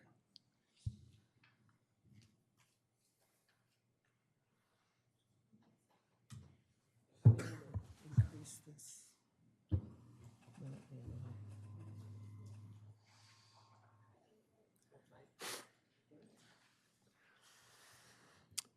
Well, thanks to Mayor Mills and the city of Rehoboth Beach. Appreciate the opportunity, and this is a great forum for different perspectives on everything, so appreciate that very much. To situate this talk, this says Delaware cost and policy options, so I'm not so much addressing the two Maryland projects that may want to interconnect or do want to interconnect in Delaware, and will be seen from Delaware beaches. I'm addressing the state of Delaware's options for having its own project and having Delaware utilities buying power from that. So that's the primary focus, although a lot of things relate to just offshore wind generally. So just kind of, again, situating the context here, we've got large power plants retiring. Obviously Indian River, they've already announced they're going to make the transmission connection available. They're not going to continue to provide electricity there. Now PJM's told them they have to stay a little bit for reliability. But and Salem's got limited life. It's soaking up money right now to just keep going. So the main replacement for power plants has been natural gas. So what we're seeing essentially for new power plants, an offshore wind project is a power plant. You're comparing that with natural gas when you're looking at new sources of electricity. Of course, we're also electrifying transportation. I drove here in an electric vehicle. I know a couple other people did as well. And we appreciate the city of Rehoboth's chargers in the lot here. That's very helpful, so I can also get home. But we'll see more uses of electricity. And so how are we going to produce that? It's going to be mostly natural gas in our region, natural gas or offshore wind. There are other, maybe we'll get cost-competitive nuclear. We're looking at, decades from now. We're not there right now. And we may have new things, but dealing with climate change is something we have to do in a decade's time frame. So that's why we're looking at that as a replacement for loss of power plants and for growth of electricity. That's the context here. In terms of natural gas, of course, you're emitting. You've got health and climate impacts there. So let's look at solar. Look at a graph on solar. So that is, we also we want solar as well, as Dave Stevenson said. So let's look at the size of the offshore wind resource in comparison to use. So this somewhat crude graph is showing Delaware's use of energy, purchased energy, electricity, oil, which primarily is for transportation, natural gas. This is probably a decade old, this graph. It's still approximately right, but the numbers have shifted a bit. So if we are going to be replacing oil and natural gas over time in order to accomplish climate benefits, we have to look at the relative size of the other resources that are available. And so on-land wind, you can see a bar graph on the same scale, megawatt average production. Central photovoltaic, the sort of community solar or utility solar, and then biofuels, rooftop photovoltaic, oil and gas, and the bottom bar is offshore wind. So this is on the basis of average output. So when you're talking about 200 megawatts of potential solar, that's times about 18%, which is the capacity factor, it's called. The sun doesn't shine all the time. It's late afternoon, early morning, you don't produce as much. So you take the capacity, like 200 megawatts would be an optimal build. I hope that happens in Sussex. But for energy, which is what we used to run our devices and lights and so forth, you need to multiply that by about 18% at our latitude. And that's already been done on this graph. Offshore wind, you're looking at about a 50% capacity factor. Wind doesn't blow all the time either, but it blows a lot more in proportion to power production. So that capacity for offshore wind would be twice that much about, and for solar, it would be about, six times what you see there. So the point of this graph is, if we want to replace in the long term, one project is not going to do this, but if we want to replace our carbon-producing and pollution-producing sources of energy, we can't do it with just solar. We want to do as much solar as we can. That's great, but we really have to do offshore wind if we're going to do this. So that's why, I mean, I did this calculation a long time ago and sort of figured out, whoop, I better be working in offshore wind if we're going to actually deal with the climate problem and the emissions from power plants problem. So again, that's just sort of contextualizing. So I'm reporting on a study. Mayor Mills asked me to report on this study that we've done with a special initiative on offshore wind, which I advise, and I was a lead author on this study. And it is available. I think the website for that is available. It's at the end of this talk, which is on the, I believe, on the website. This is the same study that Mr. Stevenson reviewed, and I mean, I was kind of stunned. Every one of the 6 bullets on there summarizing our study was wrong. It was either made an arithmetic error or misrepresented the results, or just was very, very much out of context. So, you know, I invite you to look at that summary of our study and then look at the study itself. I'm just going to describe it here. I'm not going to sort of go through what the disagreements were there. But I think maybe for context, it might be helpful to know that I'm not spending a small fraction of my time on this. This study was a result of me spending, I don't know, whatever, 40 or 50% of my time for, say, 6 months, 3 other co-authors who also worked on that. We criticized each other when we thought we had something wrong. And then wide peer review by both state officials who are working on offshore wind, U.S. Department of Energy, National Renewable Energy Lab, and several developers who are knowledgeable.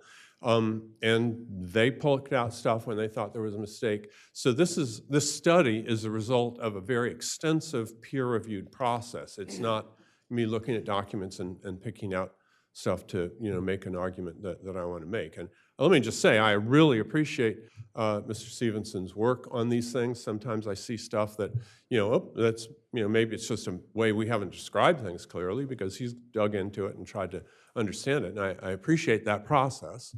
But in this case, I think it was really not a correct characterization. So, and there's quite a bit of work behind this. By the way, this is philanthropy funded. It's not. There's no developer money in this study. So how do we compare costs, or how do we even understand cost? You have to use the same year of dollars because inflation changes it, and also there's the time value of money. And so to understand what the cost of offshore wind would be if Delaware were to procure a project, we use the contracts for wholesale fossil power. That's your comparison point. So how much do our utilities buy power for? What do they pay for power? And we looked at a range of years, and Mr. Stevenson correctly said those are higher when the cost of natural gas is higher, lower when the cost of natural gas is lower. I think based on recent events, where we have a large natural gas source country that's decided to invade another country and then crank up the cost of natural gas and also restrict natural gas flow to Europe, that affects our markets too. So I think the prices for electricity, for fossil natural gas electricity in our study is probably low, given those events that happened since the study was completed. But it fluctuates by market. So that's the current market price, but we also look at what's the health damage, So that's a cost. It's not in your utility bill. It's actually in your Blue Cross Blue Shield bill, or your hospital bill, or that your kids can't go to school because they're having such a bad asthma attack. So those are costs, and we can, quantify that, and we also can estimate the cost in climate damage. So where I stand now, we'll be inundated if we don't do something about climate change. Delaware probably has a higher cost than the average state. Louisiana and Delaware are the lowest lying states in the union. But we're using federal numbers for the climate costs. So you can translate into dollars. That doesn't tell you like when there's going to be a hurricane or a fire or a beach inundation. We compare that with recent wind contracts by other states, adjusted to 2021 dollars, so it's comparable to contracts for fossil power. And then we also adjust that by projections of how much the price would be lower. If we started the process today in Delaware, it might be 2027 or 28 by the time the project would be actually running. That's even a little optimistic. So we're looking at the costs at that time, and then we adjust that to 2021 dollars. And then we also did a bottom-up calculation. That is, we looked at the cost of the different components, again, what it would be in 25, 26, 27 when they're procured, and then calculated the overall cost of electricity. So what do we mean by cost? We're talking about the cost of electricity. There's the environmental benefits. We just, again, for perspective, the environmental benefits start right away. You know, you crank up 800 megawatts of wind, and power plants go off literally the same minute because you can't put too much power on the grid. So these, of course, health impacts and climate and stuff are delayed impacts, but you start having a benefit day one. So one 800 megawatt project, the developers always talk in terms of households. I don't think anybody understands that. Of course, you know what your household is, but what does it mean, that many 100,000 households? So now we're talking about something that's a scale that's comparable to the entire state's electricity use. So, the 800 megawatt project, given the correct capacity factors and so forth, would displace about 28% of Delaware's electricity. So it's not 1%, it's not 3%, it's 28%. So we can do just one project if we want, or you say, well, hey, let's do 3 projects or 4, and we displace all of our fossil fuel electricity. We don't, just by doing one project, we don't have to do more, but it's a big impact, and you can see it in health and climate effects. The point, I think, here is that not only is this a huge resource, but now the industry is at a point where we can actually realistically achieve climate mitigation with this technology. Doesn't mean we shouldn't do solar, definitely not. We want to do all the solar we can, that's great. But this is a way that you can actually say, oh, we can actually eliminate climate effects from our electricity generation in a decade or 14 years, something like that. Health benefits can be measured in dollars. You can kind of one benchmark, which is only one part of the health benefit, premature mortality. One project, one 800 megawatt project, it's about 10 deaths per year averted.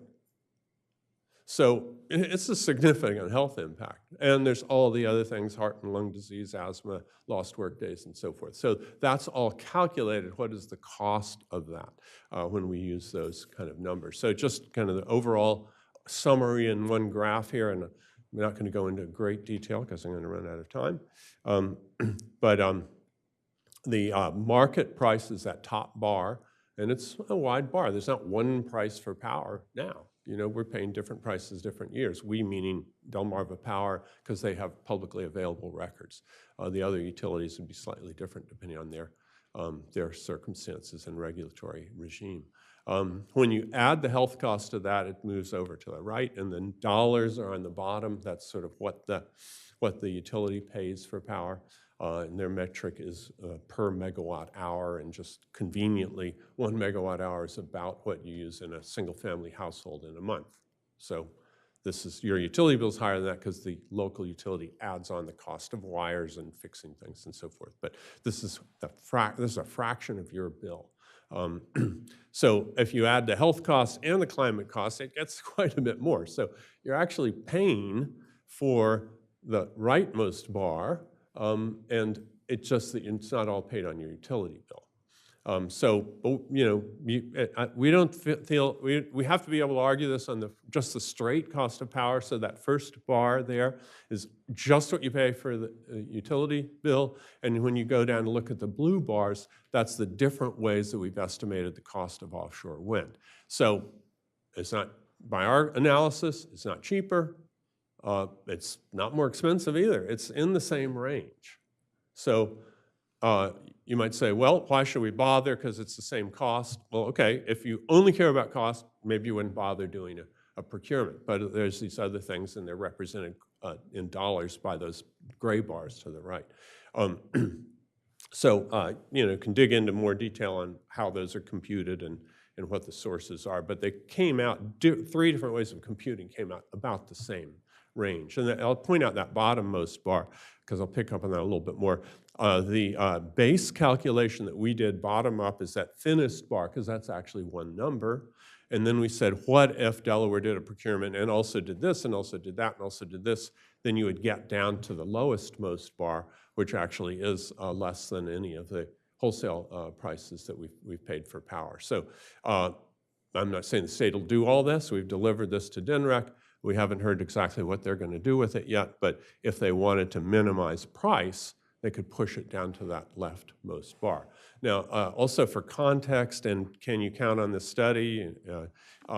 Just to note, we did similar studies, that's Special Initiative on Offshore Wind, did similar studies for the state of New York and the Commonwealth of Massachusetts. We did projections of cost, like you're seeing right here, and in both cases, people said, well, actually, in the case of Massachusetts, they said, you're showing way too low of a cost there. That's not right. And of course, they were looking backwards, and we're getting the prices going forward. How's this change of cost of turbines and all that affecting the industry? And in both cases, we were way high. The actual costs when the bids came in were lower than what we said.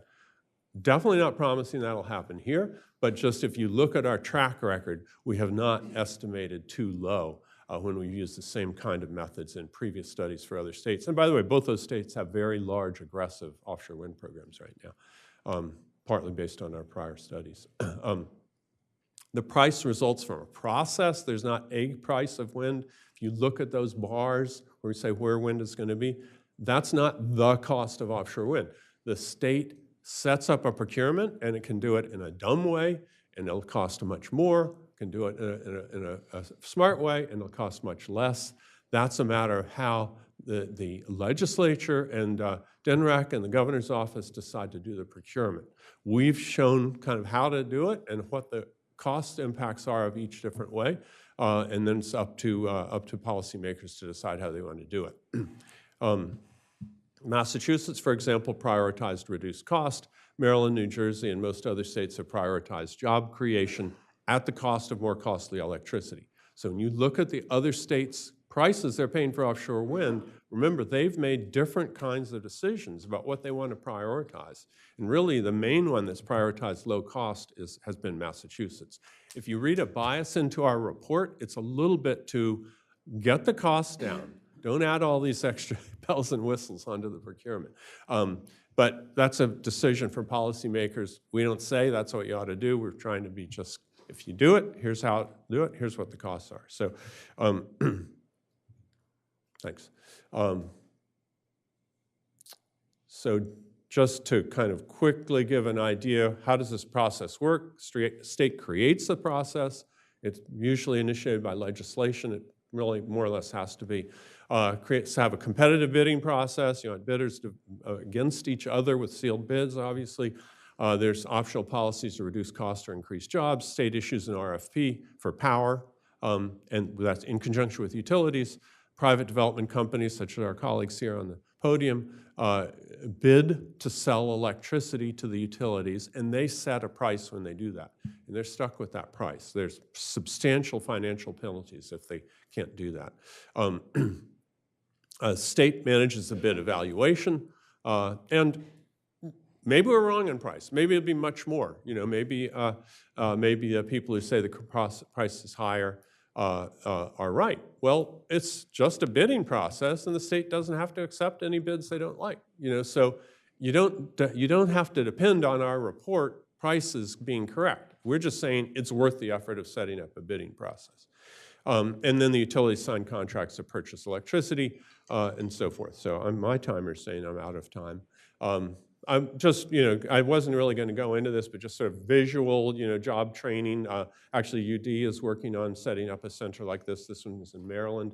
The O&M, operations and maintenance, will be local jobs on that for sure. You know, we have the opportunity of maybe a large marshaling port. This is thousands and thousands of jobs. This is the kind of scale of an auto assembly plant. Delaware actually has a good location for that. There are not many on the East Coast. And then manufacturing going on right now that's more in New Jersey and in Maryland so far. So negative effects. Basically, the big negative effect is on legacy power generators. Nobody's talked about that today. That's who really doesn't like this. They have old generators. They want to keep running, and they're burning fuel, and we're breathing the result. And they don't want to shut those down. So they are local sources who are going to be against this project, but they're not going to get out in a public forum and say, hey, we want to keep money off of our 50-year-old plant. They're going to say all these other reasons why you shouldn't do offshore wind, or often, you know, with this kind of stuff, it's just getting you to doubt, just getting you to think, oh, I'm not sure about that, you know, so maybe we shouldn't go ahead with it, or maybe we should say, hold on. More globally, it's fossil fuel suppliers, especially natural gas suppliers. They're not as well represented locally, but they're at the national level working to keep this from happening. And why do they care about offshore wind? Again, because it's a big resource. This is a threat to those businesses. So expect them to be out and working to make you doubt that offshore wind is a good idea. And positive effects, we've kind of gone through those. I won't do that again. Just a sense of aerial view of a wind farm. We've seen them all horizon view. Again, for the horizon view, I do recommend looking at the visuals in the hallway there. Jeremy Firestone and I have done visuals like that. Those are about right. That's not some misrepresentation, but you need to be a little further away. The label says view at 9 inches. It's more like 12 or so because it's a little bit bigger than recommended. So go out and look at it. You can see them. You couldn't quite see them on the slide that Mike put up, but the one that was handed out is this sort of clipping of the overall photo. You really have to look at the thing at the right distance. And for what it would look like standing on the beach, the ones out in the hall are very good. 12 inches. You can see them. You can see the turbines. It's a clear day. Don't know how many clear days we have out here in the summer. But and then there's one with lights. And the lights is actually kind of misleading in a way that's negative to the developers because they will use aircraft detection. So you're only going to have the red lights on, you know, a small amount of the whole evening when there's an aircraft nearby. So look at those and you get a sense of the visual. And it's an impact, as Dr. Firestone said. It's an impact. It changes the way you see, but it's really quite small, especially compared to other things out there in the ocean. So I'm out of time, I think. Thank you, Will. Thank you, Will.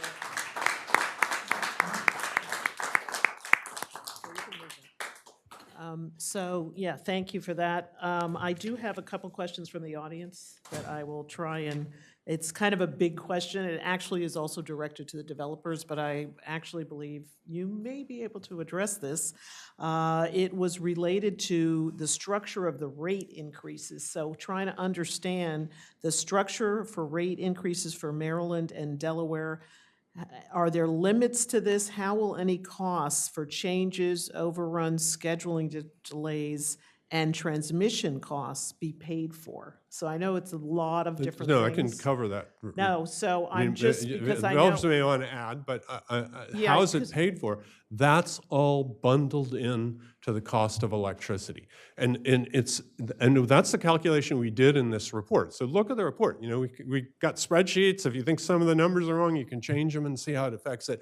But this is the way a developer approaches a bid.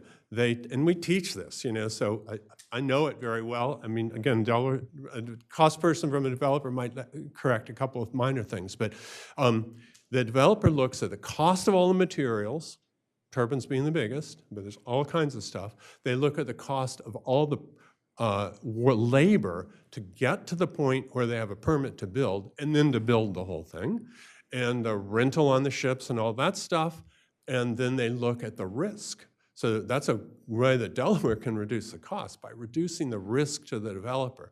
So you don't have kind of undefined processes. So there could be a risk premium of 10%, you know, that would not be unusual. That's on your electric bill, you know, and the state has the ability to reduce that risk. And the developer adds a profit. So kind of typical profits are in the range of 8%. They're not taking 50% profit or anything, nor are they doing it for free. These are private companies, you know. So they take all of those things and they say, okay, that's what we have to recover. And it might be $3 or $4 billion when you add that up. And then some of those costs are incurred, and the cost of maintenance. And that includes transmission. That's part of what they have to buy. So then you take that and you look at, say, a 20-year, 15-year contract for power, because they dumped all this money in. The only way they get it back is by selling electricity. So over those years of the contract, they say, okay, we're going to have to charge X dollars per megawatt hour. And so all of those costs are in. And the cost is set up front. For the developer to say, oh, I'm sorry, the transmission cable costs more than I thought, that's tough luck. That's in their risk premium. So if their person didn't calculate that correctly, they're in trouble. Now they do have the penalty, you know, option. They can say, sorry, we're not going to be able to make it. This is going to kill us, you know. And so we'll just pay the $50 million penalty for not doing I don't know what the numbers are, but it's non-trivial. It's not 100 grand or something. So that's all wrapped together. Did I answer the question? Yes, you did. And there's other questions about the ratepayer impacts, et cetera, but I think I'm going to free you from that right now. We'll revisit that, and let me turn it over. Do the developers have any additional comments regarding the ratepayers and how this all gets calculated, and the worry about, you know, are their rates going to go up due to this new technology? So I think the bottom line is, in Delaware right now with our two projects, there is no impact to the ratepayers at all. The projects are with the state of Maryland, and the agreement is with the state of Maryland. And so it affects the state of Maryland's ratepayers. And it's something to, I would say, like about $4.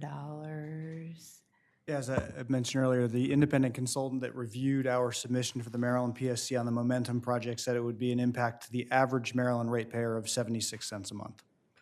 Right, and then, well, let me first. I wouldn't disagree. Yeah, go ahead. On that. There is an impact on Delaware ratepayers, because when you guys bring in 800 megawatts, you're competing with existing generators. So there's what's called price suppression. So that your projects, which are only being sold to Maryland ratepayers, actually through competition will reduce the cost of electricity in Delaware. And that's also true of a Delaware project, more so, because it's some of the same generators that can either sell to Maryland or Delaware, and they're going to have to be faced with, do we shut down, or do we actually operate at a lower cost, take less profit, and sell, you know, and be able to pick up new contracts. So there is an effect on Delaware ratepayers of reducing the cost of electricity. And that overall is an important thing in terms of both Delaware purchases and adjacent states where there's shared generation. Thank you, Willett.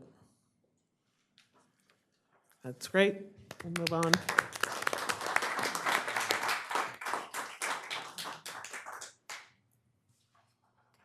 Okay, well, we're getting on. Can you believe it? We've been here for quite a while, and I'm going to adjust this since I'm a lot shorter than Willett is.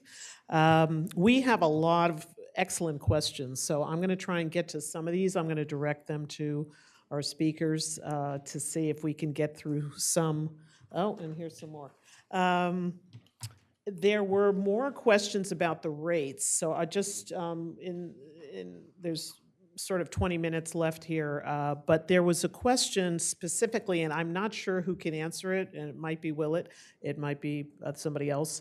Delmarva Power recently requested a rate increase to its electric distribution rates from the Maryland Public Service Commission for improvements to its electric distribution system. It was announced in September of 2022.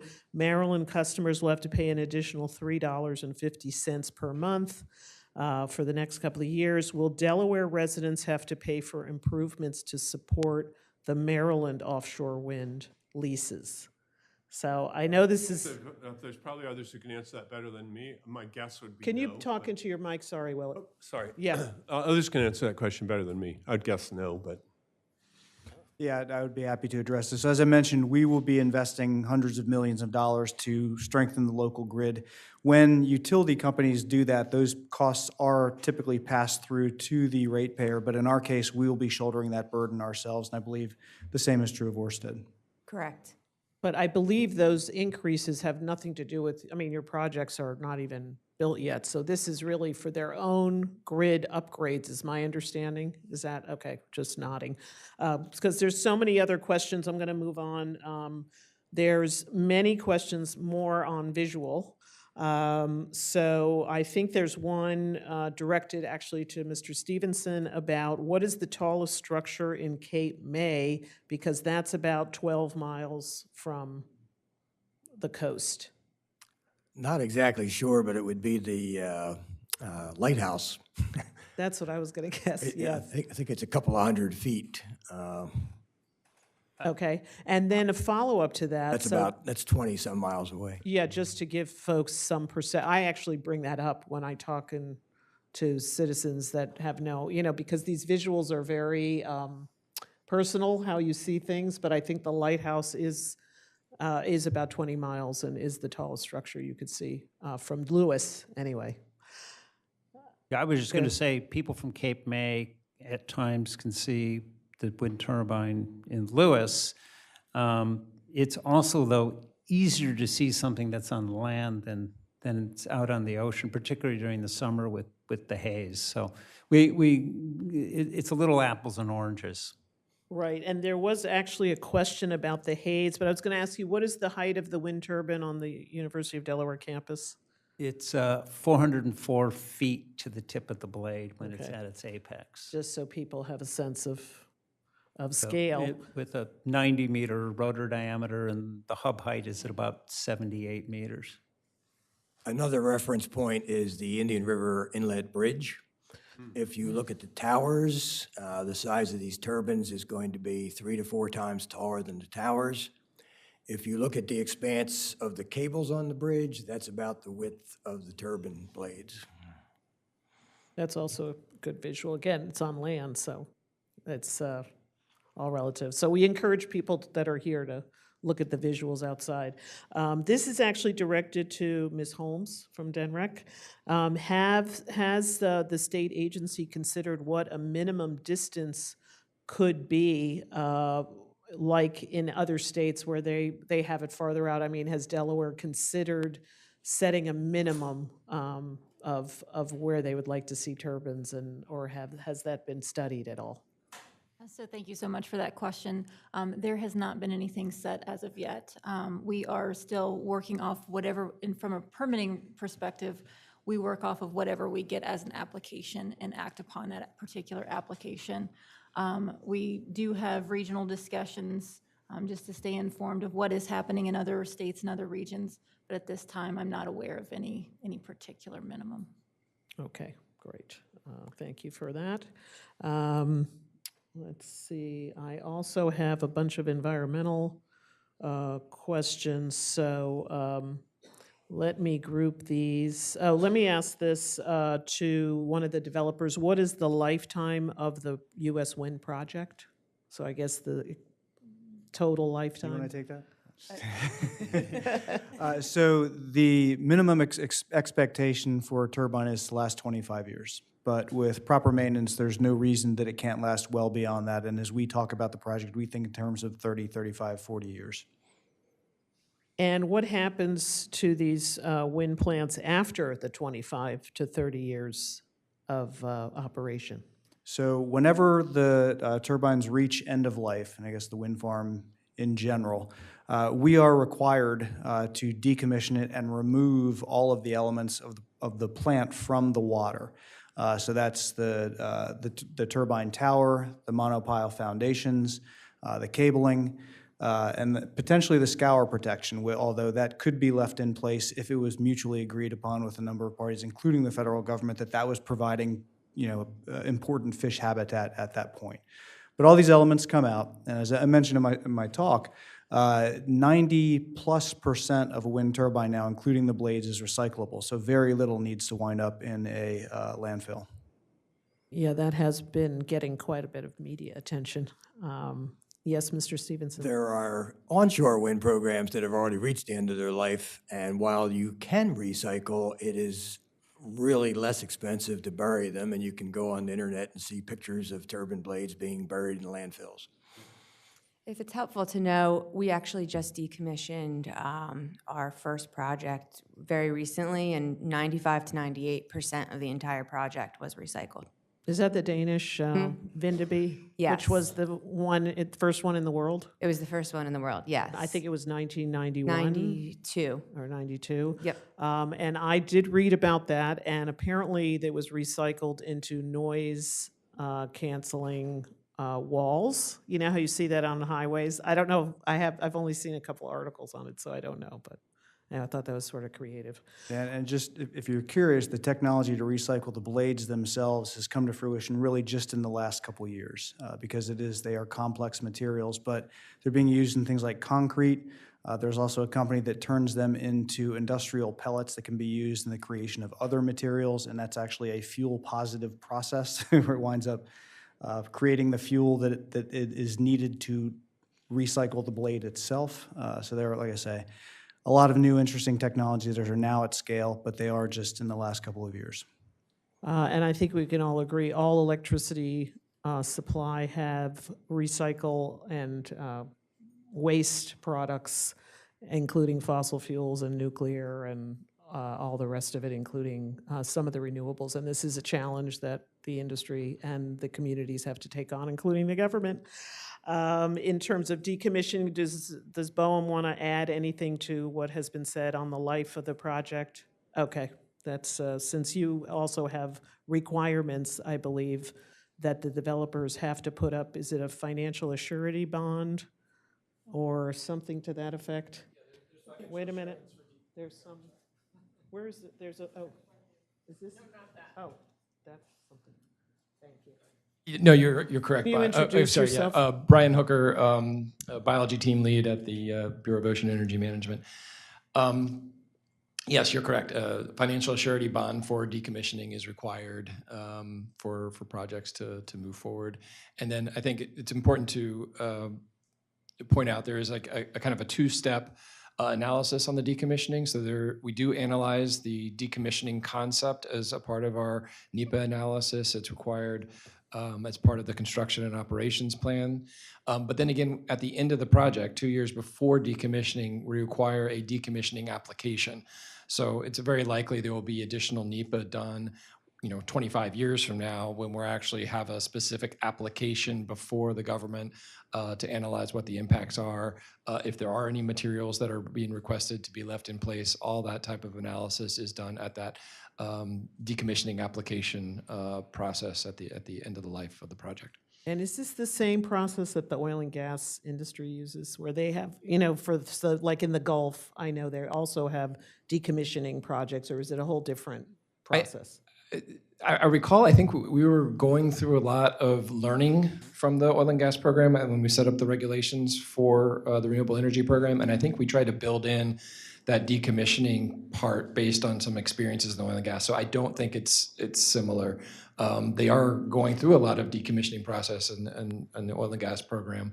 But I think it's a little bit different process on that program. And I think the next ones could be in your court too. How can we best learn about environmental impacts, birds and mammals, horseshoe crabs, et cetera? Would you be able to show us where some of this information is on your website? I'd be happy to step Actually up there and have it. and go. If you wouldn't mind, we get these questions a lot, and I believe your website is here. Of course, I use it all the time, but I think it's best if you navigate this for us. Yeah. Sorry, I'm all over here. So, yeah, I have this fancy thing now, just tight here. Yeah, okay, here we go. No, do this one. That one. All right, there we go. All right, here we go. Up we go. So from our webpage, the Renewable Energy Program link is really where I encourage folks to go. I do want to, maybe before I jump into studies, we just recently added this environmental consultations page, and I think there was a lot said earlier about, the number of agencies involved. So we do environmental ESA consultations with the Fish and Wildlife Service for red knot and piping plover as a part of every single project. If you go into the Fish and Wildlife consultations, you'll see all the documents used to support those consultations. Primarily right now, we're focused on some of the lease issuance and the two projects, South Fork Wind Farm and the Vineyard Wind project up in southern New England are here. We have just now initiated consultation on the Ocean Wind project, as was mentioned earlier. Also on this page also has the North Atlantic right whales brought up earlier. All those measures that were mentioned earlier, you can find them in the biological opinion for those two projects. We haven't actually consulted on the Maryland project yet, but we would assume that a lot of the same measures that are here will also be applicable for the Maryland project, and we'll be consulting on that when we get to it. So anyway, these two resources are right here to understand what the potential impacts are to endangered species. So the studies page, we just recently did an update to this. I think one of the things that we're really proud of is the rodeo project. This project is, a lot of the things that were raised today are all based on speculation, right? It's like what may occur. Because we don't have any projects in the US to study, we only have two. We have the Block Island Wind Project and we have the Coastal Virginia Offshore Wind Project. BOEM has been investing in studies, as have some states, to look at what are the actual impacts of these two projects. And so if you go into the rodeo project, you'll see all the reports. I think I have to go to publications. Here's all the different reports that have come out of those studies, including operational wind noise assessments from Block Island. I believe we're going to have one for CVOW. I don't think it's published yet. There's some multimedia events, like looking at the installation, how the installation occurred. Anyway, highly recommend checking out the rodeo website. Also under ongoing and completed studies. So here's where you can go to look at actual studies that BOEM has completed, whether we're talking about environmental monitoring, pre-construction surveys. So we've done a lot of investment with our other federal partners, with state partners, on looking at baseline conditions for protected species, fish and wildlife, those types of efforts, all pre-construction. And then additional work that the developers do even on top of that to support their construction and operation plan submittal. So you'll find a lot of those, all of those that BOEM has funded here on this as well. And then you can see what's coming in the pipeline under ongoing studies. Again, you'll see just the type of information that we have coming out and soon to be published on our website. And Bonnie, now I can't remember exactly if I was supposed to point out a specific study. I have a follow-up. No, that's great. Maybe you Actually, could click. Bonnie, I'm sorry, could I just add a little something to that too? So on US Wind's COP, just to point that out as well, folks can go volume 2 of the construction and operations plan goes into a lot of detail really on the environmental wildlife side, and certain components of that have their own breakout appendices, so marine birds, fish, things like that. So if you look at that COP, start with volume 2, and then you can look at some of the appendices as well, in addition to all the great work that the BOEM has out there. I wonder if you could click on that marine mammal just for a minute so people can understand what's there, because I've been on this many I'll times. go back to the completed one. Yes, Yeah. because just to show how much is there. I think one of the challenges is these are thousands of pages of information. And so we know one of the challenges is how to translate some of this and how to be able to have a dialogue about the studies. And I'm not sure I know the developers are out there talking about it, but just to have some independent voices on this is something we should work on, for sure. Because, who has time except nerds like me and others in the room that actually read this stuff and stuff, the people at BOEM. Yeah, so this is an example of, and all of this is, of course, evaluation of, pre-construction. But I think, Bonnie, you brought up a great point earlier, is that this is just the beginning, right? So the developers have done additional work to support their actual construction operations submittal. But then there's also going to be monitoring that's required, and how to house, not only reporting requirements, which you can also find on that environmental consultation piece. Some of the reporting requirements that developers are going to have to do, everything from passive acoustic monitoring at the facility, listening, avian bat monitoring programs. All that is then going to end up funneling into this and be used on our evaluation of future projects. So it's this big feedback loop that we have from both federally funded as well as developer-funded initiatives. So that's great. There are some videos on the site that try to help Why don't explain. She's saying there's some videos on the BOEM site that also, I think you were showing that multimedia page. Okay. So maybe we should have a meeting just on how to navigate the site. I think the idea is that there is a lot of information on the BOEM site, so we encourage the public to do that. Show them how to get to the videos Okay. in case you're interested in just, sometimes I learn better by video. So if you go to the newsroom and you click on videos, you'll see there's quite a few there. Some are public meetings, some are actually instructional, but if that's helpful. Yeah, that's great. On that note, that we can watch movies, which we all love, I'm going to turn this over to Mayor Mills to wrap this up, and I thank all the speakers for very timely and interesting conversations and great information.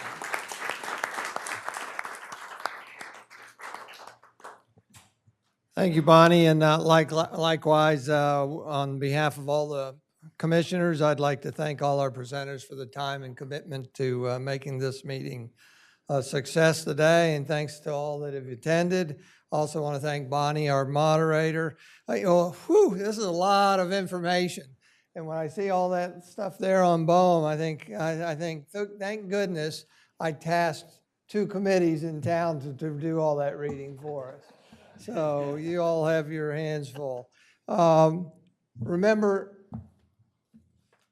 in the program that's accessible on our website under this meeting title, has all active links on there. If you access this electronically, we'll update this as we can so that you can look at the references that were furnished by the presenters, things that they would like us to look at.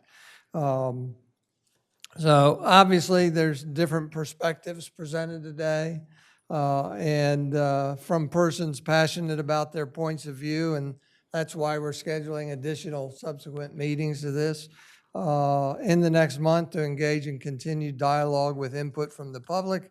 Those meetings are to be determined. We haven't set them yet, but they will be publicly noticed so that we can go from there. So with that, Again, I want to thank all our presenters. I want to thank all our question suppliers. And this is a formal meeting, so I'm adjourning the meeting at exactly 1:00 p.m. Thank you very much.